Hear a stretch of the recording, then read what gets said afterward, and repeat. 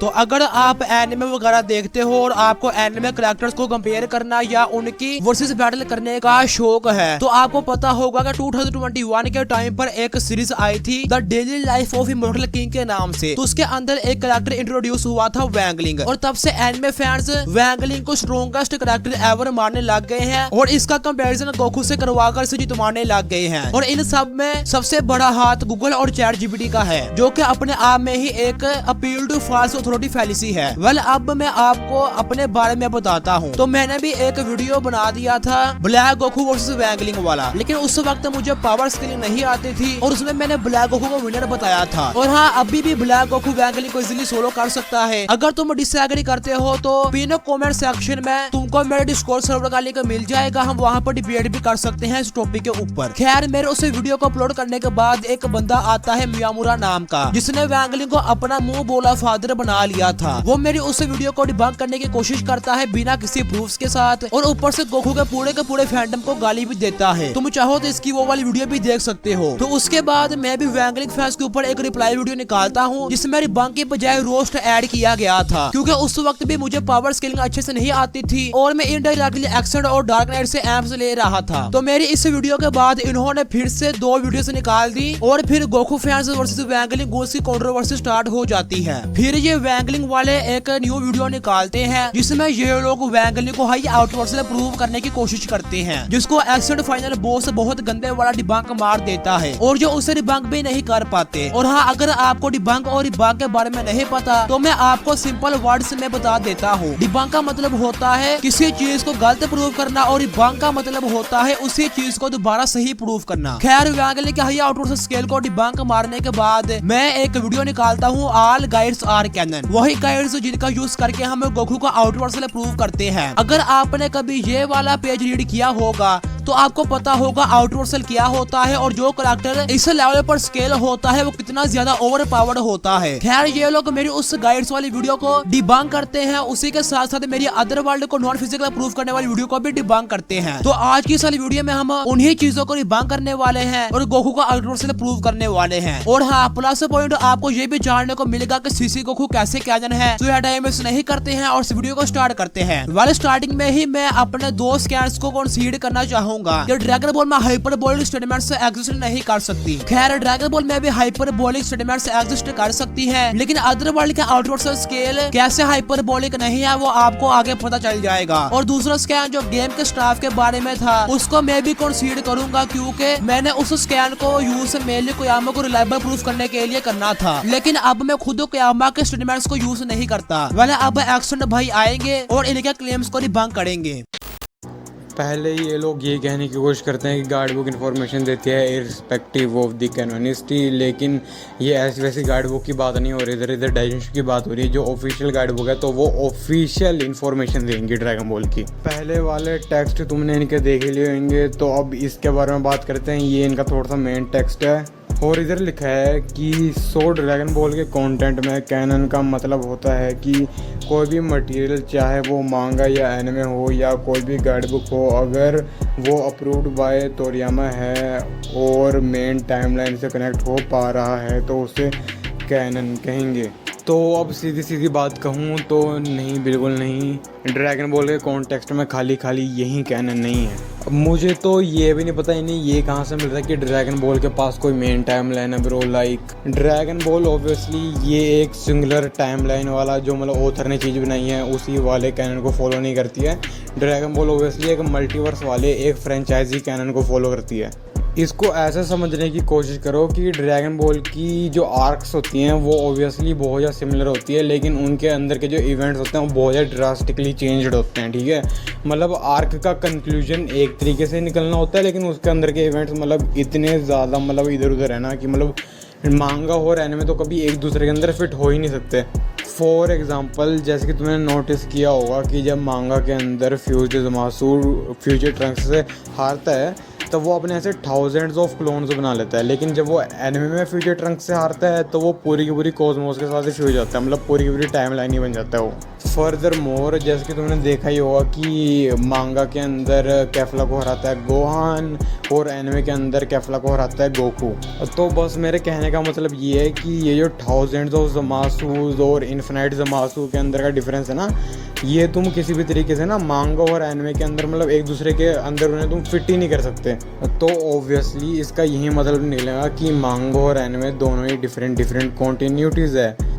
तो अब ऑब्वियसली तुम ये तो नहीं कह सकते कि एक ज़्यादा ड्रैगन बॉल है दूसरी कम ड्रैगन बॉल है, या दोनों में से एक ही ड्रैगन बॉल है, या फिर दोनों ही नॉन कैनन है। भाई ऑब्वियसली ये दोनों कैनन है, लेकिन ये कैनन इस तरीके में नहीं है कि ये एक दूसरे के अंदर फिट हो जाती है। ये कैनन इस तरीके में है कि ये ड्रैगन बॉल जी की ब्रॉडर फ्रेंचाइजी, मतलब ड्रैगन बॉल के ब्रॉडर मल्टीवर्स के अंदर कैनन है। Mister Akira Toriyama Dragon Ball Super anime के लिए बस एक आउटलाइन प्रोवाइड किया करते थे स्टोरी की, और वो आउटलाइन पाने के बाद टोई एनिमेशंस अपने खुद के ऑथर्स हायर करता था। फिर वो ऑथर पूरी की पूरी स्क्रिप्ट लिखते थे एपिसोड्स की बैठ के। और इतना ही नहीं, टोई एनिमेशन वाले अगर उन्होंने कोई कैरेक्टर वगैरह का डिज़ाइन बनाया है तो वो उसे ऑथराइज़ कराने के लिए मिस्टर अकीरा तोरियामा के पास भी भेज दिया करते थे। सेम गोज़ विद दी मांगा, त्योतारो ने भी यही किया है। तो इधर पूरी की पूरी हैवी लिफ्टिंग टोई के स्टाफ ने और त्योतारो ने की हुई है। अब इतनी ज़्यादा की है कि मिस्टर तोरियामा का नाम एज ए स्क्रिप्ट राइटर बहुत ज़्यादा मुश्किल से आता था। भाई मतलब ऐसे दूसरे बंदों का याद आता था, जो टोई के स्क्रिप्ट राइटर रहते थे उनका नाम आता था पोस्ट क्रेडिट्स में as script writer. Same goes with the manga के अंदर भी मिस्टर तोरियामा को जो कवर पेजेस होते थे उनमें उनको एज कभी भी स्टोरी राइटर मतलब ऐसे बोला नहीं गया, ठीक है। उनको एज गेनसाकू के साथ रेफ़र किया गया था, और गेनसाकू की कांजी का मतलब होता है ओरिजिनल स्टोरी बाय या ओरिजिनल वर्क बाय, ठीक है। तो भाइयों, अब दूध का दूध और पानी का पानी तुम्हारे मुंह के सामने। मिस्टर अकीरा तोरियामा ने एट मैक्स इन चीज़ों के ऊपर कुछ 5% to 10% ही मेहनत की होगी। तो बात दोबारा वहीं आती है, तुम ये नहीं बोलते कि एक ज़्यादा ड्रैगन बॉल है या फिर दूसरी ज़्यादा ड्रैगन बॉल है। तुम ये नहीं बोलते कि एक ही ड्रैगन बॉल है दूसरी ड्रैगन बॉल है नहीं। तुम ये भी नहीं बोलते कि दोनों ही नॉन कैनन है। तो ऑब्वियसली ये दोनों की दोनों ही कैनन है, लेकिन ये ड्रैगन बॉल के मल्टीवर्स को कैनन है, ड्रैगन बॉल की ब्रॉडर फ्रेंचाइजी को कैनन है। ड्रैगन बॉल सुपर एनिमे और ड्रैगन बॉल सुपर मांगा दोनों ही वो ऑब्वियसली ड्रैगन बॉल के ऐसे वर्क ऑफ फिक्शन हैं जो ड्रैगन बॉल के अंदर ऑफिशियल और अथॉरिटेटिव माने जाते हैं, जिस वजह से उन्हें तुम कैनन का रैंक दे सकते हो बहुत आराम से। तो जैसे कि हम देखते हैं कि ड्रैगन बॉल ऐसे नॉर्मल सिंगुलर टाइमलाइन वाला ऑथर ओनली वाले कैनन को फॉलो नहीं कर रहा है बिल्कुल भी। तो जो भी ड्रैगन बॉल की ऑफिशियल या अथॉरिटेटिव वर्क ऑफ फिक्शन निकल के आएंगी, जैसे कि एनिमे हो गया, मांगा हो गया, गाइड बुक्स होगी, गेम्स होगी, जो भी ऑफिशियल और अथॉरिटेटिव चीज़ें होगी वो ड्रैगन बॉल के ऐसे ब्रॉडर मल्टीवर्स के अंदर कैनन हो जाएंगे, ठीक है। वो ड्रैगन बॉल की फ्रेंचाइजी से कैनन हो जाएंगी। तो ये है ड्रैगन बॉल के कॉन्टेक्स्ट में कैनन का मतलब। ड्रैगन बॉल इस वाले कैनन को फॉलो करता है। तो भाइयों देखो, सीधी सी बात ये है कि मेरे को फ़र्क नहीं पड़ता कि जीटी एक साइड स्टोरी या फिर मूवीज़ डिफरेंट डायमेंशंस में हैपन हो रही है। जिस तरीके से ड्रैगन बॉल का मतलब कैनन वगैरह वर्क करता है ना, उस तरीके से ये ड्रैगन बॉल के ब्रॉडर मल्टीवर्स ड्रैगन बॉल की फ्रेंचाइजी को कैनन होंगे। फिर हम आगे आए तो इधर इन्होंने लिखा हुआ है कि इस तरह अगर हम डाइजेंशु पे आए तो सुवेशा ने डाइजेंशु को इतनी डेट पर फिनिश कर दिया था, बट अकीरा तोरियामा ने उसे कभी भी कैनन होने के लिए अप्रूव नहीं किया। मेरे को अब दोबारा नहीं पता कि इन्हें ये कहाँ से मिल रहा है, क्योंकि मिस्टर अकीरा तोरियामा ने उसे अपना एक सॉफ्ट अप्रूवल दिया हुआ है ऑलरेडी। मिस्टर अकीरा तोरियामा ने डाइजेंशु 7 के इंट्रोडक्शन वाले पेज में ये कहा था कि अगर ये चीज़ मेरे टाइम पे एग्जिस्ट करती तो मेरी बहुत ज़्यादा हेल्प हो जाती, जिसका सीधा सीधा यही मतलब निकल रहा है कि मिस्टर अकीरा तोरियामा सोचते हैं कि ये डाइजेंशु सीरीज़ पूरी की पूरी जितने भी बुक्स हैं ये credible enough to a degree है कि ये एक ड्रैगन बॉल स्टोरी बनाने के लायक है। कोई भी ऑथर ऑब्वियसली ऐसा कोई भी रैंडम मैस बुक नहीं उठा लेगा जिसके अंदर बस फैन थ्योरीज मतलब हेड कैनन ही भर रखे होंगे। वो ऑब्वियसली एक ऐसी ही बुक उठाएगा अपने शो को बनाने के लिए जो उस ऑथर को खुद लगता है कि हाँ ये मेरे काम में आ सकती है, हाँ ये क्रेडिबल इनफ है मेरे शो को बनाने के लिए। और फिर इन्होंने लिखा है कि डाइजेंशु बस एक मार्केटिंग प्रोडक्ट है शुएशा का। तो मेरे को नहीं पता कि इसका प्रॉब्लम क्या है, कि अगर वो मार्केटिंग प्रोडक्ट है तो उसकी क्रेडिबिलिटी वगैरह कम हो रही है क्या कुछ, मतलब मांगा एनिमे मूवीज़ ये भी तो अपनी मार्केट में इन्फ्लुएंस बढ़ाने के लिए और पैसे कमाने के लिए यूज़ हो रही है, ये भी तो मार्केटिंग के लिए यूज़ हो रही है। लेकिन इसका मतलब ये थोड़ा ना होगा कि अब वो मतलब नॉन कैनन ही होगी है। सीधी सीधी बात है, इन सब चीज़ों को बनाया हुआ है दिन के आखिर में पैसे कमाने के लिए। बंदे को काम आता है, मुफ्त में नहीं करेंगे वो, ठीक है, वरना फ़ायदा ही क्या। तो अगर ये ऐसा सोच रहे हैं कि डाइजेंशु बस एक मार्केटिंग प्रोडक्ट है शुएशा का, मतलब ये बोल के ये उसकी क्रेडिबिलिटी किस तरीके से कम कर रहे हैं, तो ना बिल्कुल नहीं ब्रो, ऐसे ज़िंदगी नहीं करती है काम, सॉरी। फिर इन लोगों ने आगे बोला हुआ है कि शुएशा ने अपने editorial group Caramel Mama plus former Dragon editors को मांगा प्लस एनिमे के सब models, power charts, interviews, art assets, non canon series. Non canon series कौन सी सीरीज? ये जीटी और उसकी बात तो नहीं करें, बाकी डायमेंशंस की, बाकी टाइमलाइंस की, जहाँ पर मूवीज हैपन होती है, नहीं वो तो कैनन है, सॉरी, ड्रैगन बॉल के कॉन्टेक्स्ट में कैनन है वो। और हाँ, इन्होंने खुद ही बोल दिया कि ड्रैगन बॉल के एडिटर्स काम कर रहे थे, तो क्रेडिबल बंदे भी काम कर रहे थे उनके साथ, जिन्हें इन्फॉर्मेशन होगी, जिन्हें इनसाइडर इन्फॉर्मेशन होगी ड्रैगन बॉल की, वो काम कर रहे थे। फिर आगे नॉन कैनन सीरीज़ के आगे इन्होंने लिखा हुआ है कि एक जगह कंपाइल करने को बोला अकीरा तोरियामा को, बस forward writing only first page और सम बुक्स फॉर मार्केटिंग। भाई कोई फ़र्क नहीं पड़ता कि मार्केटिंग के लिए हो रहा है, वो लिखने और कुछ आर्ट प्रोवाइड करने के लिए अप्रोच किया गया, तो ठीक है, मतलब डिबंक का है। फिर इन्होंने बोला कि और डाइजेंशु में बहुत सारे कॉन्ट्रडिक्शंस हैं, इन्होंने अभी एक भी कॉन्ट्रडिक्शन नहीं दिखाया है, लेकिन चलो कोई बात नहीं, आगे चलते हैं। प्लस जब तक अकीरा तोरियामा एक्सपायर हो गए तब भी शुएशा ने ऐसा कोई भी ऑफिशियल नोट नहीं दिया कि डाइजेंशु स्टोरी कैनन या कैनन एज डेफिनेशन है। भाई उन्हें ऐसे ऊपर चढ़ के उन्हें अपनी छाती पीट के चिल्लाने की ज़रूरत नहीं है कि ये कैनन है या वो कैनन है। भाई कुछ चीज़ों को ना थोड़ी बहुत रिसर्च करके पता लग जाता है, ठीक है। बाय द वे ऑल्सो इन्होंने ये कहा है ना कि बस इसको मार्केटिंग के लिए ही बनाया गया था, कि शुएशा का बस एक मार्केटिंग प्रोडक्ट है, जो चीज़ इम्प्लाई करती है कि किसी और चीज़ के लिए नहीं बनाया गया था ऐसे, जैसे कि गाइड बुक का काम होता है इन्फॉर्मेशन वो कर देना, तो उस चीज़ का प्रूफ दिखाना पड़ेगा इन्हें। तो इन्होंने आगे लिखा हुआ है कि डाइजेंशु एक ऑफिशियल मार्केटिंग इंसाइक्लोपीडिया प्रोडक्ट है, जो सभी मेरे ख्याल से सोच रहे हैं कि मार्केटिंग लगाते जाएंगे तो लोगों की नज़रों में डाइजेंशु की क्रेडिबिलिटी अपने आप ही कम होते जाएंगी, लेकिन इन्हें पता नहीं है कि अपने आप में कितना बैड आर्गूमेंट है। प्रोडक्ट है जो सभी non canon and canon series को कंपाइल करता है। इन्होंने जो चीज़ें गिनाई हैं वो नॉन कैनन तो नहीं है, लेकिन जो कॉन्टेक्स्ट इन्होंने दिया है उसके हिसाब से नॉन कैनन है वो, और इनका वो कॉन्टेक्स्ट ही गलत है। मैंने अच्छे से एक्सप्लेन कर दिया कि ड्रैगन बॉल के कॉन्टेक्स्ट में सच में क्या कैनन है।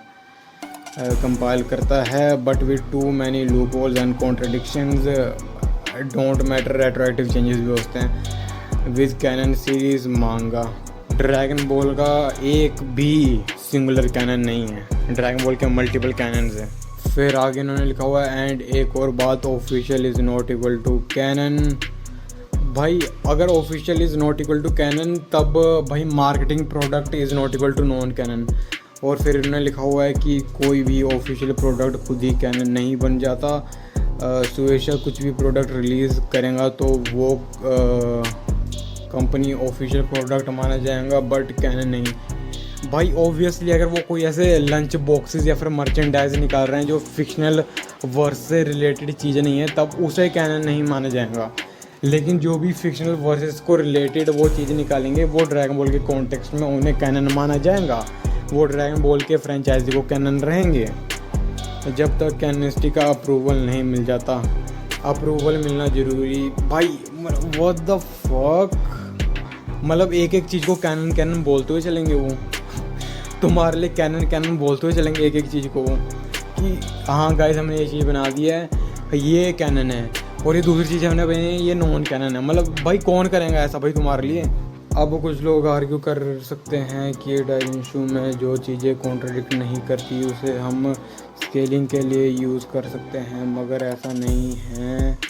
ये तब पॉसिबल है जब शुएशा डाइजेंशु बुक को कैनोनिकल अप्रूव दे। वो ड्रैगन बॉल के कॉन्टेक्स्ट में ऑलरेडी कैनन है, इसका मतलब ठीक है, वो ड्रैगन बॉल के कॉन्टेक्स्ट में ऑलरेडी ही कैनन है, इसका मतलब डाइजेंशु का ये केस तभी माना जाएगा जब वो कैनन एज डेफिनेशन हो। वो भाई तुम जो ऐसे रैंडम ऐसे कैनन डेफिनेशन बना रहे हो, जो तुम ऐसे रैंडम ऐसे वर्सेस बैटल विकी की कैनन की डेफिनेशन यूज़ करने वाले हो आगे, उसमें तो फिट नहीं होगी वो, जब तक तुम ये रियलाइज़ नहीं कर लेते हो कि डिफरेंट फिक्शन के अंदर कैनन डिफरेंटली वर्क कर सकता है। तो गाइज जैसे कि तुम इधर देख ही सकते हो कि जैसे हमें यूनिवर्स 7 मैक्रोकॉस्म का डायग्राम दिखाया गया था डाइजेंशु के अंदर, वैसे ही इधर भी यूनिवर्स 10 के डायग्राम को विजुअली रिप्रेजेंट किया गया है बहुत ही ज़्यादा सिमिलर वे में। मतलब ये भाई नियरली 1 to 1 ही है विद दी डाइजेंशुस डायग्राम।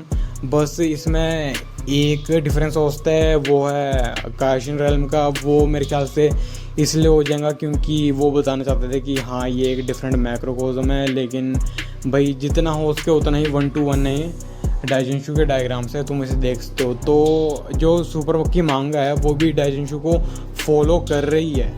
अब जिससे पहले ये लोग खुद ही RPG गाइड बुक को शुरू करें, उससे पहले ही हम बता देते हैं कि RPG गाइड बुक को हम कैनन क्यों मानते हैं, उसका यूज़ वगैरह हम क्यों करते हैं, किस लिए करते हैं।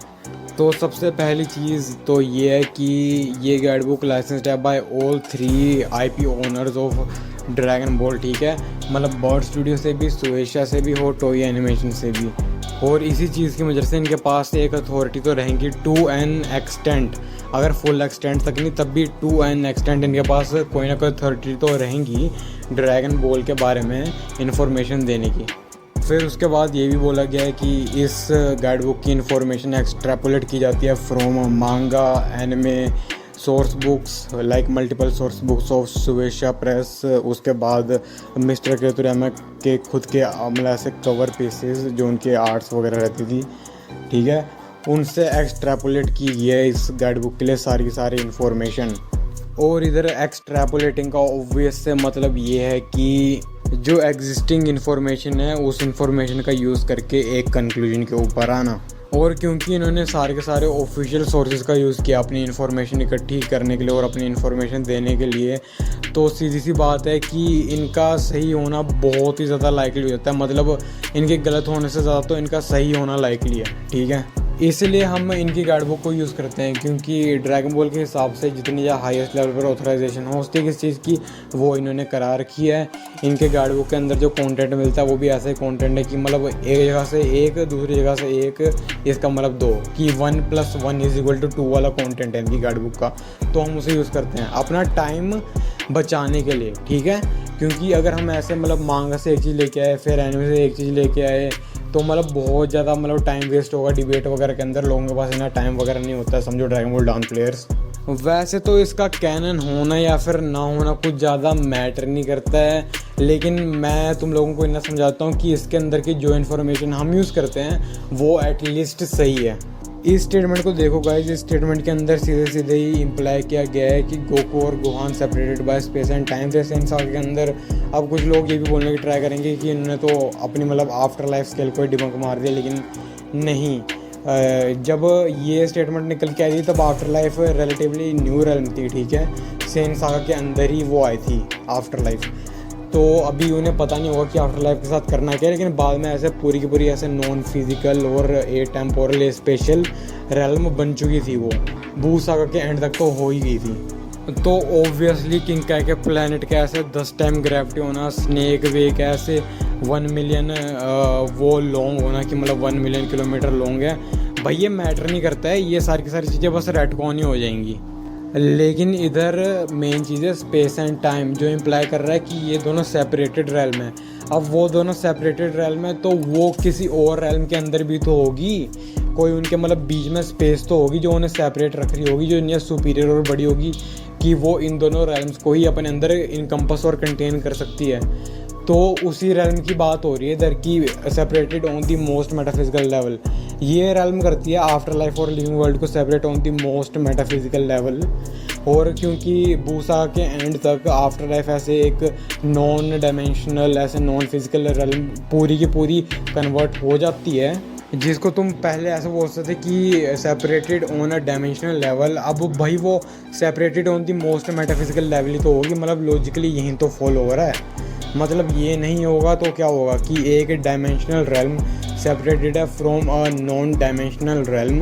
तो मतलब भाई कोई ना कोई ऐसी पावर होगी, कोई ना कोई ऐसी स्पेस होगी जो इन दोनों को मतलब सेपरेट रख रही होगी। अब उनको तुम ऐसा बोलते हो स्पेस को, उस रेल्म को, कि ये इन दोनों चीज़ों को ही सेपरेट करती है ऑन दी मोस्ट मेटाफिजिकल या फिर on the most abstract level. फिर इधर लिखा हुआ है कि आफ्टर लाइफ इनकम्पस करती है एक whole another level of reality, की आफ्टर लाइफ ऐसे मतलब whole another level of reality है, ये बोलने की ट्राई कर रहे हैं। ठीक है, अब ये चीज़ ये ना मतलब एक ट्रांसेंडेंस दिखा रही है, ये चीज़ ट्रांसेंडेंस दिखा रही है नॉर्मल रियलिटी के ऊपर। और तुम्हें पता है कि ये चीज़ इन्हें कहाँ से मिली है, ये चीज़ ऑब्वियसली इन्हें एनिमे से मिली है, उसके बाद मांगा से मिली है, और उसके बाद डाइजेंशु 4 के अंदर भी लिखा ही हुआ था, तुम्हें पता है किस चीज़ की बात कर रहा हूँ मैं। तो सीधी बात है, इधर भी कोई गलती नहीं है। फिर इधर एक स्टेटमेंट निकल के आती है जिस स्टेटमेंट के अंदर लिखा हुआ है कि after life is truly an entire universe with its own rules and great mysteries. तो भाई ये तो सेल्फ एविडेंट ट्रूथ होना चाहिए, मतलब आफ्टर लाइफ को इधर इम्प्लाई भी किया गया है कि आफ्टर लाइफ एक ऐसे रेलम है जो एक मतलब whole another level of reality को इनकम्पस करती है, वो लिविंग वर्ल्ड से डिस्कनेक्टेड है on the most metaphysical level. और यही चीज़ मतलब इटरनली कंसिस्टेंट भी है विद मांगा, एनिमे एंड गाइड बुक्स। तो सीधी सी बात है कि एटलीस्ट ये वाले स्कैन्स जो हम इस गाइड बुक से यूज़ करते हैं ये तो सही है, मतलब बहुत ही ज़्यादा सिंपल ABCD लेवल एक्सप्लेनेशन मैंने दी है। ठीक है, तो मतलब समझ लेना। और इन दी एंड अगेन जो कैनन का कॉन्टेक्स्ट के अंदर ड्रैगन बॉल पूरी की पूरी चलती है, उस कॉन्टेक्स्ट के अंदर ये ड्रैगन बॉल से कैनन रहेगा। बंदे ने तो कुछ भी क्लेम कर दिया, मतलब खुद ही सब कुछ अस्यूम कर लिया। और फिर दूसरी बात, डायरेक्शन नॉन कैनन है और इसके नॉन कैनन होने का एक और पॉइंट मिल गया, लोल। इन्होंने अभी तक प्रूव नहीं किया कि डायरेक्शन नॉन कैनन है, इन्होंने एक रैंडम जारगोन दे दी थी और ये सोच रहे हैं कि उस जारगोन के साथ सब अग्री कर लेंगे automatically. Bro what the fuck. और मेरे को बताओ कौन सा पॉइंट मिल गया तुम्हें। आगे इन्होंने लिखा है कि कॉर्पोरल वर्ल्ड कहने का सीधा साधा मतलब ये है कि जीतते जाते लोगों की दुनिया, वो दोनों क्यों नहीं हो सकता है, मतलब जीते जाते लोगों की दुनिया और ऐसे फिजिकल वर्ल्ड दोनों ही क्यों नहीं हो सकता है, वो एक ही चीज़ क्यों होगा वो। जहाँ प्राणी अपने ओरिजिनल बॉडीज में रहते हैं, इसका मतलब ये बिल्कुल नहीं है कि आफ्टर लाइफ में फिजिकल प्रॉपर्टीज ही नहीं है। और ज़्यादा प्रूफ है आफ्टर लाइफ के अंदर फिजिकल प्रॉपर्टीज ना होने का। ब्रो व्हाट द हेल, ये अदर रेल्म्स में फिजिकल प्रॉपर्टीज नहीं हैं। आफ्टर लाइफ में साफ साफ ज़मीन है। स्नेक वे, वैसे snake way more of a narrative tool है। ठीक है, स्नेक वे को ड्रैगन बॉल जी एनिमे के डब के अंदर 1 मिलियन माइल लॉन्ग कहा गया, उसे ड्रैगन बॉल जी के सब के अंदर 1 मिलियन किलोमीटर लॉन्ग कहा गया है, उसे ड्रैगन बॉल जी काय के अंदर 10,000 किलोमीटर लॉन्ग कहा गया है, और उसे ड्रैगन बॉल मांगा के अंदर दोबारा से 1 मिलियन किलोमीटर लॉन्ग कहा गया है। जैसे कि तुम देख सकते हो इसका साइज़ हद से ज़्यादा इनकन्सिस्टेंट है थ्रू ड्रैगन बॉल मीडियाज, वो इसलिए क्योंकि ये बस एक प्लॉट डिवाइस है। ठीक है, वो कुछ चीज़ करने का, जब तक अर्थ में मतलब ये सारा सेन का हो ट्रेनिंग आर्ट्स वगैरह ये सारी चलती है तब तक कोई टेंशन वगैरह बिल्ड होनी चाहिए प्लॉट के अंदर, तो उसके लिए स्नेक वे को इंट्रोड्यूस किया गया। सीधी सी बात है, मतलब मोस्ट लॉजिकली तो यही कंक्लूजन निकल रहा है, देख लो। आफ्टर लाइफ में ग्रेविटी है किंग का प्लेनेट, तो अब मेरे को ये नहीं समझ आ रहा है कि भाई ये लोग तो ये भी प्रूव नहीं कर सकते कि ये प्लेनेट भी है। ठीक है, किंग का मतलब जिस चीज़ को प्लेनेट बोल रहे हैं ना, वो प्लेनेट की डेफिनेशन को भाई फिट भी नहीं करता है। पहली category it must orbit a star, वो सेटिस्फाई नहीं कर रहा है, वो स्नेक वे के एंड पे लगा हुआ है लिटरली, वो उधर से कहीं मूव नहीं कर रहा है। सीधी सी बात है कि किंग का प्लेनेट के लिए कोई भी सोलर सिस्टम नहीं है, कोई भी स्टार नहीं है, कोई भी ऑर्बिटल पाथ नहीं है। दूसरी category is that it must be big enough to have enough gravity to force it into a spherical shape, तो वैसी सी बात है, वो बिग इनफ नहीं है। ठीक है, वो राउंड तो है, लेकिन तुम ये नहीं बोलते कि वो अपने मास की वजह से है, क्योंकि देख लो इसे, ये अपने मास की वजह से नहीं है राउंड, ये सेल्फ एविडेंट ट्रुथ होना चाहिए, देखो उसे अपने आप, perspective based self evident truth है वो। फिर तीसरी category is that it must be big enough that its gravity has cleared away any other object of a similar size near its orbit around the sun. अब दोबारा इधर orbit नहीं है, तो भाई ये एक प्लेनेट की तीनों कैटेगरी कोई फिट नहीं करता है। तुम ये भाई प्रूव ही नहीं कर पाओगे कि ये प्लेनेट भी है। ठीक है, उसे बस प्लेनेट बोल देते हैं, लेकिन वो प्लेनेट नहीं है। वैसे ही किंकाई के जो प्लैनेट के ऊपर ग्रेविटी है उससे भी ग्रेविटी बोल देते हैं, लेकिन वो एकदम 1-to-1 ग्रेविटी नहीं है। इट इज़ मोर लाइकली कि वो एक मेटाफिजिकल फोर्स है जो ग्रेविटी जैसे काम करती है, ठीक है। फिर इन लोगों ने आगे बोला है कि बिल्डिंग है किंग एनमा को ऑफिस। तो भैया मेरे को समझ नहीं आ रहा है कि ये बंदे क्या सोच रहे थे ये वीडियो बनाते हुए। भाई ये आर्गुमेंट लिखते हुए इन बंदों ने भाई सोचा क्या होगा भाई, मतलब ले क्या रहे थे भाई, मेरे को भी दो वो, क्योंकि मेरे को भी हवा में उड़ना है। तो जरा मेरे को जल्दी से बताना कि किंग एनमा का ऑफिस किधर है?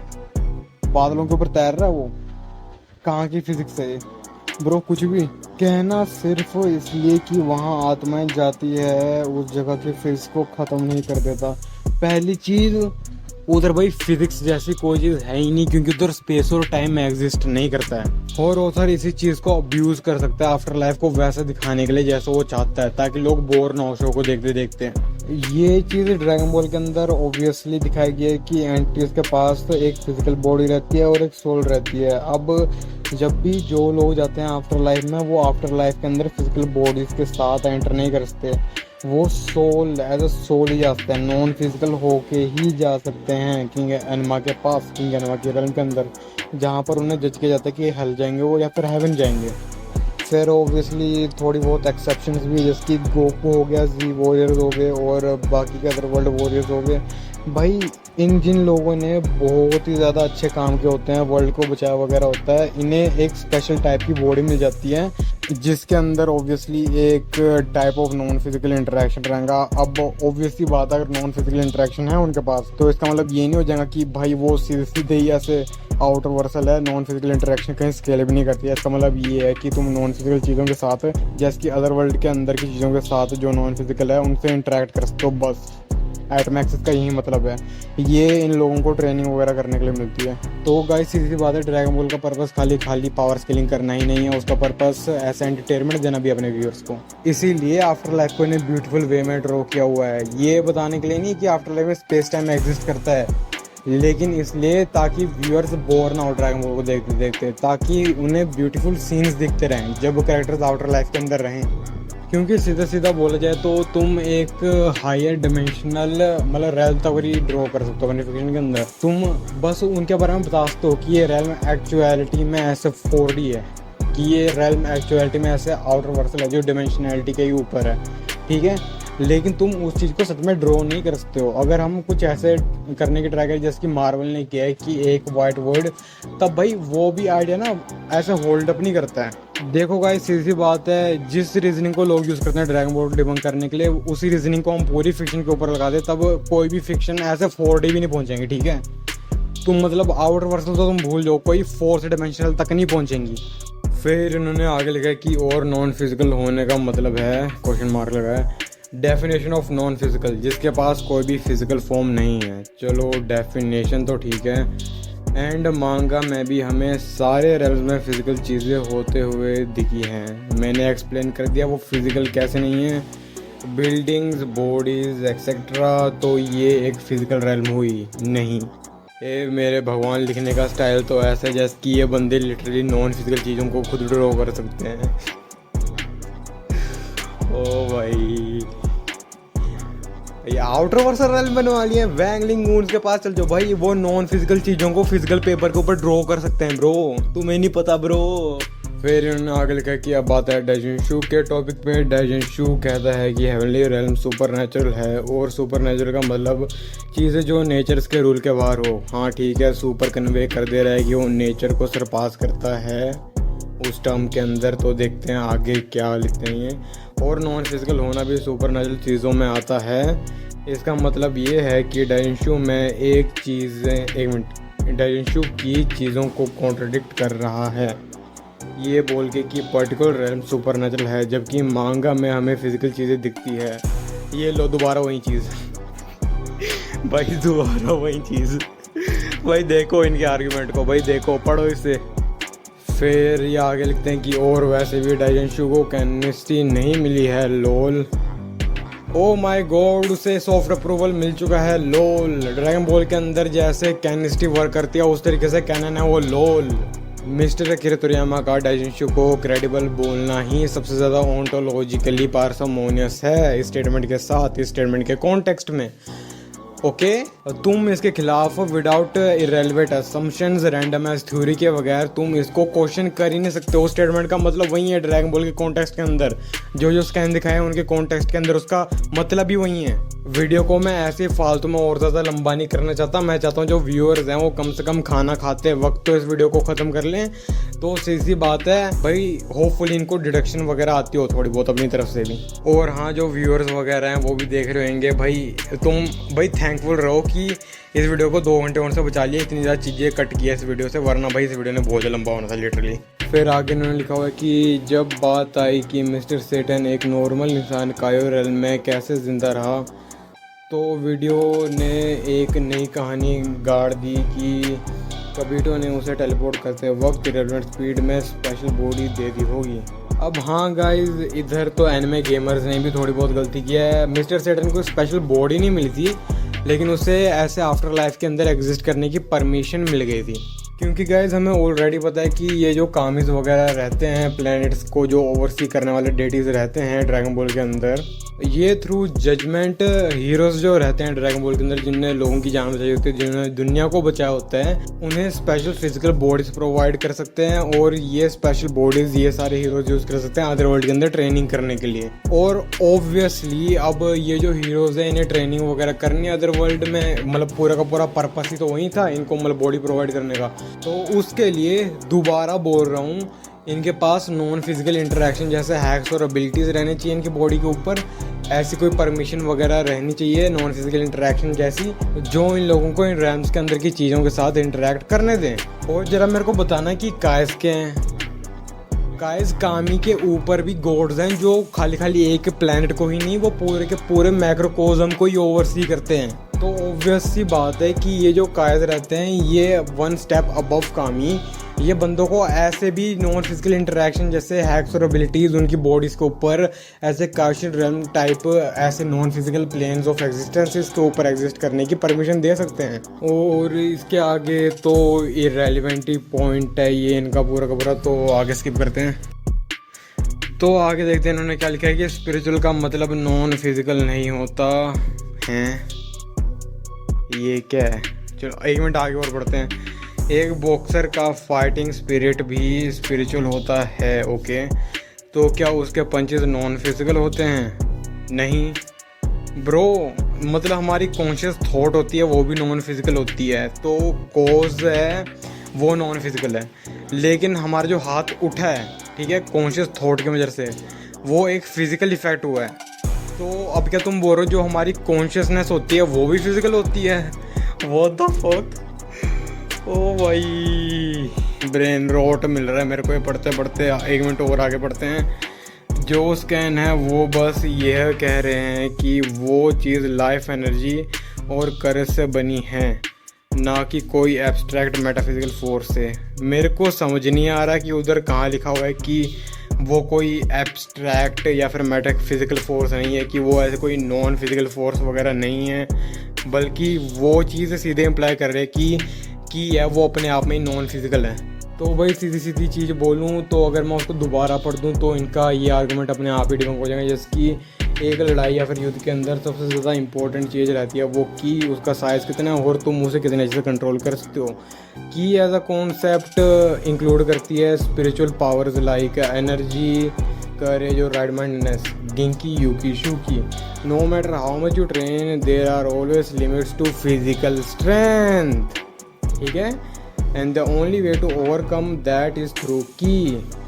ठीक है, तो इधर देख लो की के नॉन फिजिकल होने का रिबंग तो हो गया, और इन्होंने इतने गंदे वाला नॉन सेगुतर दिया था ना, बाप रे।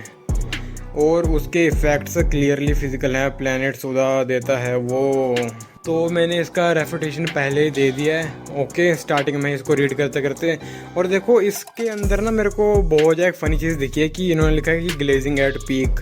तो ये ऐसे एक्टिंग करने की कोशिश कर रहे हैं कि ये भी ड्रैगन बॉल को डाउन प्ले नहीं कर रहे हैं। माना हम ग्लेज तो नहीं कर रहे हैं, लेकिन ये ऐसे एक्टिंग करने की ट्राई कर रहे हैं जिसकी ये डाउन प्ले नहीं कर रहे हैं सीरीज़ को। Like bro what the fuck. तो अब इनके मेन डिबंक को देख लेते हैं। तो the key is not non physical, ऐसे ही कुछ भी। We already explain spiritual ki is not equal to non physical ki. भाई ये तो राइटिंग है स्ट्रेट अप। स्पिरिचुअल की डेफिनेशंस देख ली होगी तुम लोगों ने, ये तो भाई स्ट्रेट अप राइटिंग है। Its effects are physical, it creates shock waves that physically destroy planets. By the way वो shock waves normal shock waves नहीं है, वो मोर ऑफ मतलब abstract forms of shock wave है, ठीक है, क्योंकि भाई दूसरे प्लैनेट में पहुंच रही है वो, मतलब देखो वो शो के अंदर ही दूसरे प्लैनेट्स के पास पहुंच रही है, मतलब बीच की वैक्यूम ऑफ स्पेस को भी क्रॉस करके वो उन प्लैनेट्स तक पहुंच जा रही है। और मैं तुम्हें इतना बता दूं, शॉक वेव्स को ना ट्रैवल करने के लिए एक मीडियम लगता है, एयर चाहिए, वाटर चाहिए, ओके, तो वो वैक्यूम ऑफ स्पेस में भी ट्रैवल कर रही है, तो वो more of abstract forms of shock wave होगी, तुम उसे की वेव्स भी बोल सकते हो। फिर इधर अब दूसरी चीज़ को हम रीड करते हैं, तो the guide books are not canon, his proof for an outer versal afterlife comes from the Dionysius and other guidebooks we already debunked. Those are unreliable non-canon sources. तो गाइस जैसे कि तुम देख सकते हो मैंने भी उन सबको दोबारा डिबंक कर दिया है, इनके डिबंक बहुत ज़्यादा लाउजी थे, ठीक है। फिर इनका तीसरा point, the after life is not outerversal, the manga shows after life has physical properties, snake way, Yama desk etcetera, it's not an abstract outerversal realm. Third premise is wrong. फिर मैंने उसको भी explain कर दिया कि ये realms non physical कैसे है। तो अभी आरपीजी गाइड बुक वाले पार्ट में मैं भी एक और चीज ऐड करना चाहूंगा। इस गाइड बुक के अंदर लेजेंडरी स्टाफ 101 में बताया गया है कि इस गाइड में आपको ड्रैगन बॉल कॉस्मोस की ट्रू पिक्चर यानी उसकी एक्सप्लेनेशन मिलेगी। तो अगर आप लोगों ने चाइनीज कॉस्मोलॉजी के बारे में कुछ भी रीड वगैरह नहीं किया तो आप इस गाइड बुक को रीड करके ड्रैगन बॉल कॉस्मोस के बारे में इन्फॉर्मेशन ले सकते हैं। और इस गाइड बुक के एडिटर नोट में बताया गया है कि इस गाइड बुक को एनिमे, मांगा और ड्रैगन बॉल के अदर सोर्स बुक से इन्फॉर्मेशन लेकर बनाया गया है, जो इस गाइड बुक की इन्फॉर्मेशन को रिलायबल बना देता है, खास तौर पर उस पेज को जिसका हम यूज करते हैं। और हाँ, एक और चीज भी कहना चाहूंगा, इस गाइड बुक का यूज किए बगैर भी हम लोग गोकू को आउटरो से प्रूव कर सकते हैं। ये गाइड बुक सिर्फ उस स्केल के अंदर कुछ एक्स्ट्रा रिलायबल इन्फॉर्मेशन ऐड करती है। और हाँ, अगर आपको आगे कोई आर्गुमेंट रिपीट होता हुआ नजर आता है तो प्लीज इसे मैनेज कर लेना, क्योंकि इस वीडियो को 4 लोगों ने सेपरेटली रिकॉर्ड किया है। तो आई गेस अभी जो पवित्रा है वो टोयोटारो के पार्ट को रिबंक करेगा और उसके बाद डार्क नाइट ये एक्सप्लेन करेगा कि ये स्टेटमेंट किस तरह death of the author fallacy में नहीं आएगी, और उसी के साथ साथ डार्क नाइट शिशिकोकू को भी कैनन प्रूव कर देगा। अभी आप लोग पवित्रा का पार्ट देखो। कैसे हो मेरे बेरोजगार होमीज, मेरा नाम पवित्र सेन एंड मैं आया हुआ हूँ एनिमे गेमर्स चैनल के ऊपर। तो एक्सेंट एंड एनिमे गेमर्स ने अपना काम कर दिया होगा, बट डार्क नाइट में मेरा बाकी है। मेरा मेन काम ये कि मुझे उस स्टेटमेंट की तरफ देखना है जो टोयोटारो ने जापान एक्सपो में दिया था, और मुझे उसकी वैलिडिटी डिटरमाइन करनी है। मेनली व्यंगनिंग की गूंज ने एक गाइड बुक के ऊपर डिबंक बनाया था, एंड उस डिबंक के अंदर एक छोटा सा पार्ट था जहाँ पे उन्होंने टोयोटारो के स्टेटमेंट को ऐसे डिस्कस किया था, एंड कुछ और चीजें भी डिस्कस की थी, एंड उस सारी चीजों को डिबंक करने का जिम्मेदारी जो है मेरी है, राइट। तो मैं अपना काम शुरू कर देता हूँ, ज्यादा लंबा नहीं होगा, मैं ऐसे छोटे में निपटाने की कोशिश करूंगा, राइट। देखो, मेरा जो भी मेन पार्ट होगा उससे पहले मैं एक छोटी सी चीज को क्लियर कर देना चाहूंगा, राइट। क्योंकि आजकल मैं देख रहा हूँ इंटरनेट पे कि बहुत सारे बंदे टोयोटारो को ऑथर नहीं मानते। वो लोग ये अफवाह फैलाते हैं कि टोयोटारो जो है वो ड्रैगन वर्ल्ड के पास आर्टिस्ट है एंड उनके पास कोई अथॉरिटी नहीं है ड्रैगन वर्ल्ड के लिए। सो इस सेक्शन के अंदर हम डिस्कस करने वाले हैं कि टोयोटारो के पास अथॉरिटी है कि नहीं है, एंड मैं प्रूव करने वाला हूँ टोयोटारो के पास अथॉरिटी क्यों है। अगर तुम ड्रैगन वर्ल्ड की ऑफिशियल वेबसाइट में जाओगे ना, तुम्हें साफ साफ शब्दों में लिखा मिल जाएगा कि जो टोयोटारो है वो ड्रैगन वर्ल्ड का को ऑथर है। एंड जो लेटेस्ट जो इंटरव्यू आया था उसके अंदर टोयोटारो को डायरेक्टली ऑथर बोला गया था स्टोरी का। तुम उससे समझ सकते हो कि टोयोटारो की ऑथोरिटी किस लेवल पे है। अगर तुम टोयोटारो के ओरिजिन पे देखोगे तो टोयोटारो जो है वो एक ऐसा फैन मांगा का था। वो ड्रैगन वर्ल्ड जीटी खत्म हो जाने के बाद ड्रैगन वर्ल्ड की ऑफिशियल मीडिया नहीं आ रही थी, तब टोयोटारो ने डिसाइड किया कि चलो भाई मैं ही कुछ बना लेता हूँ। तब टोयोटारो ने एक कैसे ड्रैगन वर्ल्ड की एक मांगा ली, छोटी सी मांगा, तुमने सुनी होगी, ड्रैगन वर्ल्ड एफ नाम की, right, dragon world after future. And वो देख के बंदों को लगने लगा कि टोरियामा खुद वापस आ गए, एंड टोरियामा वापस खुद से मांगा लिखने लग गए, क्योंकि उन दोनों की आर्ट स्टाइल बहुत ज़्यादा सिमिलर थी एंड स्टोरी लिखने का तरीका भी बहुत ज़्यादा सिमिलर था। तो इसी खूबी की वजह से अकीरा टोरियामा ने टोयोटारो को अपने अंडर ले लिया था। एंड अकीरा टोरियामा ने जब टोयोटारो को अपने अंडर लिया तब टोयोटारो को अकीरा टोरियामा ने खुद से ट्रेन किया, राइट।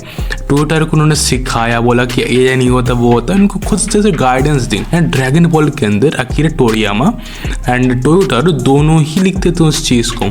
मेनली इन्वॉल्वमेंट टोयोटारो को ज़्यादा था, पर अकीरा टोरियामा कुछ जगह पे फिक्सेस कर देते थे। ये चीज़ ये इम्प्लाई करती है कि ड्रैगन बॉल के पास दो ऑथर्स थे, एक अकीरा टोरियामा एंड टोयोटारो। कई बंदे आर्ग्यू कर सकते हैं कि ड्रैगन बॉल के मांगा चैप्टर कवर पेज में लिखा हुआ था art bye टोयोटारो and manga bye Akira टोरियामा।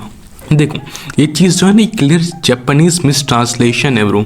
Japanese से इंग्लिश में ट्रांसलेट करते हुए उसमें कुछ चीज़ें बदल दी गई थी। अगर तुम असली ट्रांसलेशन देखने जाओगे तो उसका ट्रांसलेशन ऐसा आएगा, original story by Akira Toriyama and manga by Toyotarou. इसका मतलब ओरिजिनल स्टोरी अकीरा टोरियामा की है एंड मांगा जिससे बिलोंग करता है वो ऐसे टोयोटारो है। तो इस सारी चीज़ से हमें क्या समझ में आता है कि टोयोटारो जो था वो डायरेक्टली गाइडेंस में था टोरियामा के, एंड टोरियामा ने टोयोटारो को अपना को ऑथर बोल रखा था।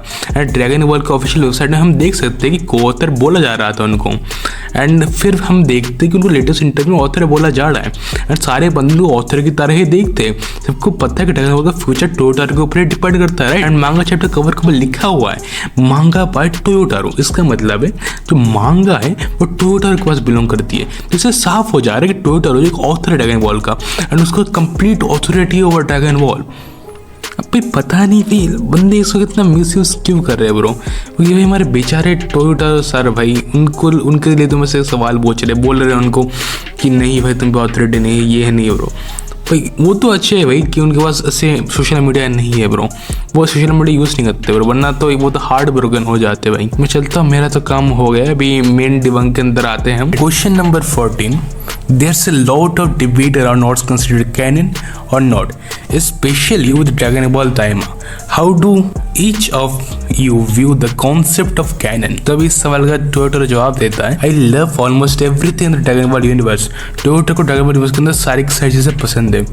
For me, टोयोटारो के लिए everything is kind of canon because I have seen it all. तो टोयोटारो के लिए सब कुछ कैनन है क्योंकि उसने सब कुछ दे के रखा है, but it's not my role to decide what's canon. देखो इस पॉइंट के ऊपर गौर रखना, इसके ऊपर बाद में आएंगे। I think it's better if each fan decides what is or isn't canon for themselves. For example I used to play Dragon Ball online and that's canon to me too. And इसको देख के हमें क्या लगता है, टोयोटारो ने क्या बोला है, ये टोयोटारो के लिए ड्रैगन बॉल के अंदर सब कुछ कैनन है। I will just give my personal view.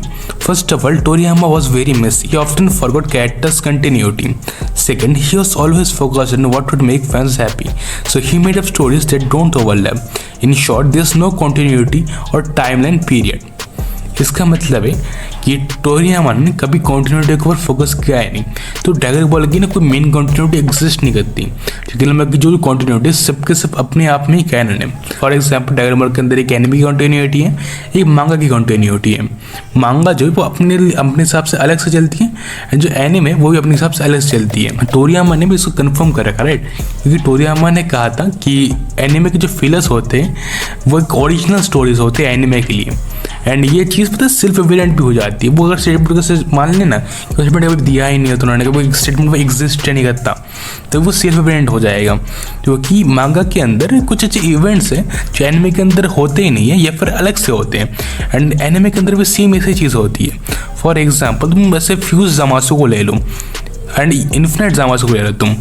मांगा के अंदर ऐसे मल्टीपल कॉपीज आ गए जामासु के, पर एनिमे के अंदर एक इन्फिनिट जामासु बन गया था जो टाइमलाइन के साथ मर्ज करने वाला था। तुम एक और एग्जांपल ले लो, मांगा के अंदर मास्टर रोशी ने जीरन को टक्कर दी थी, राइट।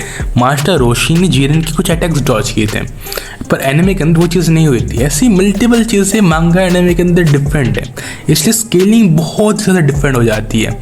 तो दोनों के दोनों सेपरेट कॉन्टिन्यूटीज़ हैं, तो हम ऐसा नहीं बोल सकते कि ये ज़्यादा कैनन है वो कम कैनन है, ऐसा बोल ही नहीं सकते, राइट। जो कि टोरिशिमा भी कहते हैं एंड जो टोरियामा भी कह रहे थे। टोरियामा कब से कहते आ रहे इस चीज़ को, एंड टोयोटारो भी वही चीज़ बोल रहा है इधर कि ड्रैगन बॉल के अंदर कोई मेन यूनिवर्स एग्जिस्ट नहीं करता, कोई मेन कॉन्टिन्यूटी एग्जिस्ट नहीं करती। सारी जो कॉन्टिन्यूटी है वो अपने आप में कैनन है। अभी आते हैं सामने वाले के डिबंक के ऊपर। सामने वाले ने एक लाइन बोली थी, इस लाइन को फोकस करना भी। I think it's better if each fan decide what is or isn't canon for themselves.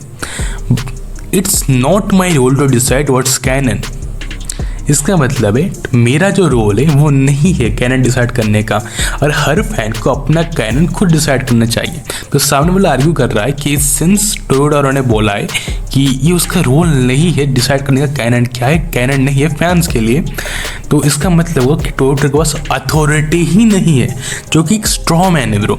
तुम टोयोटा के जो आर्ग्यूमेंट को स्ट्रॉ मैन कर रहे हो। तो बेसिकली टोयोटा कह रहे हैं कि फैंस को ना अपनी मेन कंटिन्यूटी खुद से ऐसे समझ लेना चाहिए, लाइक उनको क्या पसंद है मेन कंटिन्यूटी के हिसाब से। अगर वो चाहे तो वो बोल सकते हैं वो सुपरमैन कंटिन्यूटी है, अगर वो चाहे तो वो ये भी बोल सकते हैं कि जीटी मैन कंटिन्यूटी है, अगर वो चाहे तो बोल सकते हैं जेनोवर्स मैन कंटिन्यूटी, उनके ऊपर डिपेंड करता है। वो धो ही ना चाहेंगे भाई सारे फैंस कन्विंस करने के लिए, नहीं भाई ये कैनन नहीं है, वो कैनन है, वो कैनन नहीं, वो कैनन है, वो धो ही नहीं करना चाहेंगे ना। वो तुम्हारे साथ डिबेट धो ही नहीं करेंगे ब्रो, लाइक उनको काम होता है। क्योंकि मेरे हिसाब से मेरा जो ये पर्सपेक्टिव है एंड मेरा जो आर्गूमेंट है वो सामने वाले के डिबंक से वो ज़्यादा ऑन्टोलॉजिकली पार्सिमोनियस है।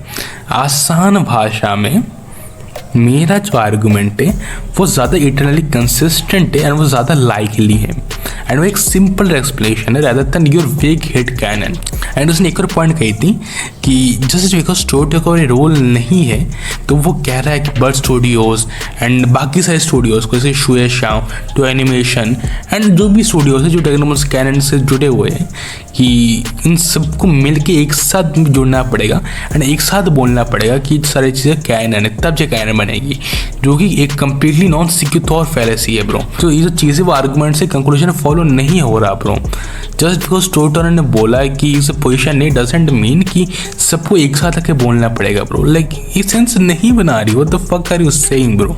सामने वाले वैंगलिंग उसने एक और पॉइंट मारा था कि जो साइड स्टोरीज होती है ड्रैगन बॉल के अंदर वो एक डिफरेंट डायमेंशंस में एग्जिस्ट करती है, राइट। तो सबसे पहले मैं इनसे प्रूफ मांगना चाहूँगा, क्योंकि प्रूफ इन्होंने दिया नहीं तो मैं उसको हिचन से डिसमिस कर सकता हूँ।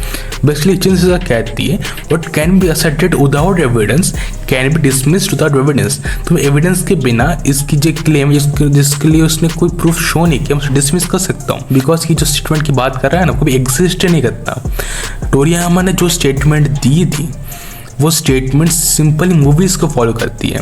वो स्टेटमेंट सिर्फ उसने मूवीज़ के लिए दी थी एंड वो साइड स्टोरीज के बारे में टोरिया ने कभी ये नहीं बोला कि वो अलग डायमेंशन में एग्जिस्ट करती है। ये कंप्लीटली हेड करा ने एक मेड ऑफ लाई है ब्रो। वो तुम्हें झूठ बोल रहा है सामने बंदा। तुम उनसे स्कैन्स मांग ला कि कहाँ बोला है टोरियामा ने कि सामने वाली जो चीज़ है वो साइड स्टोरीज है, मांग रहे तुम मुझसे एक बार।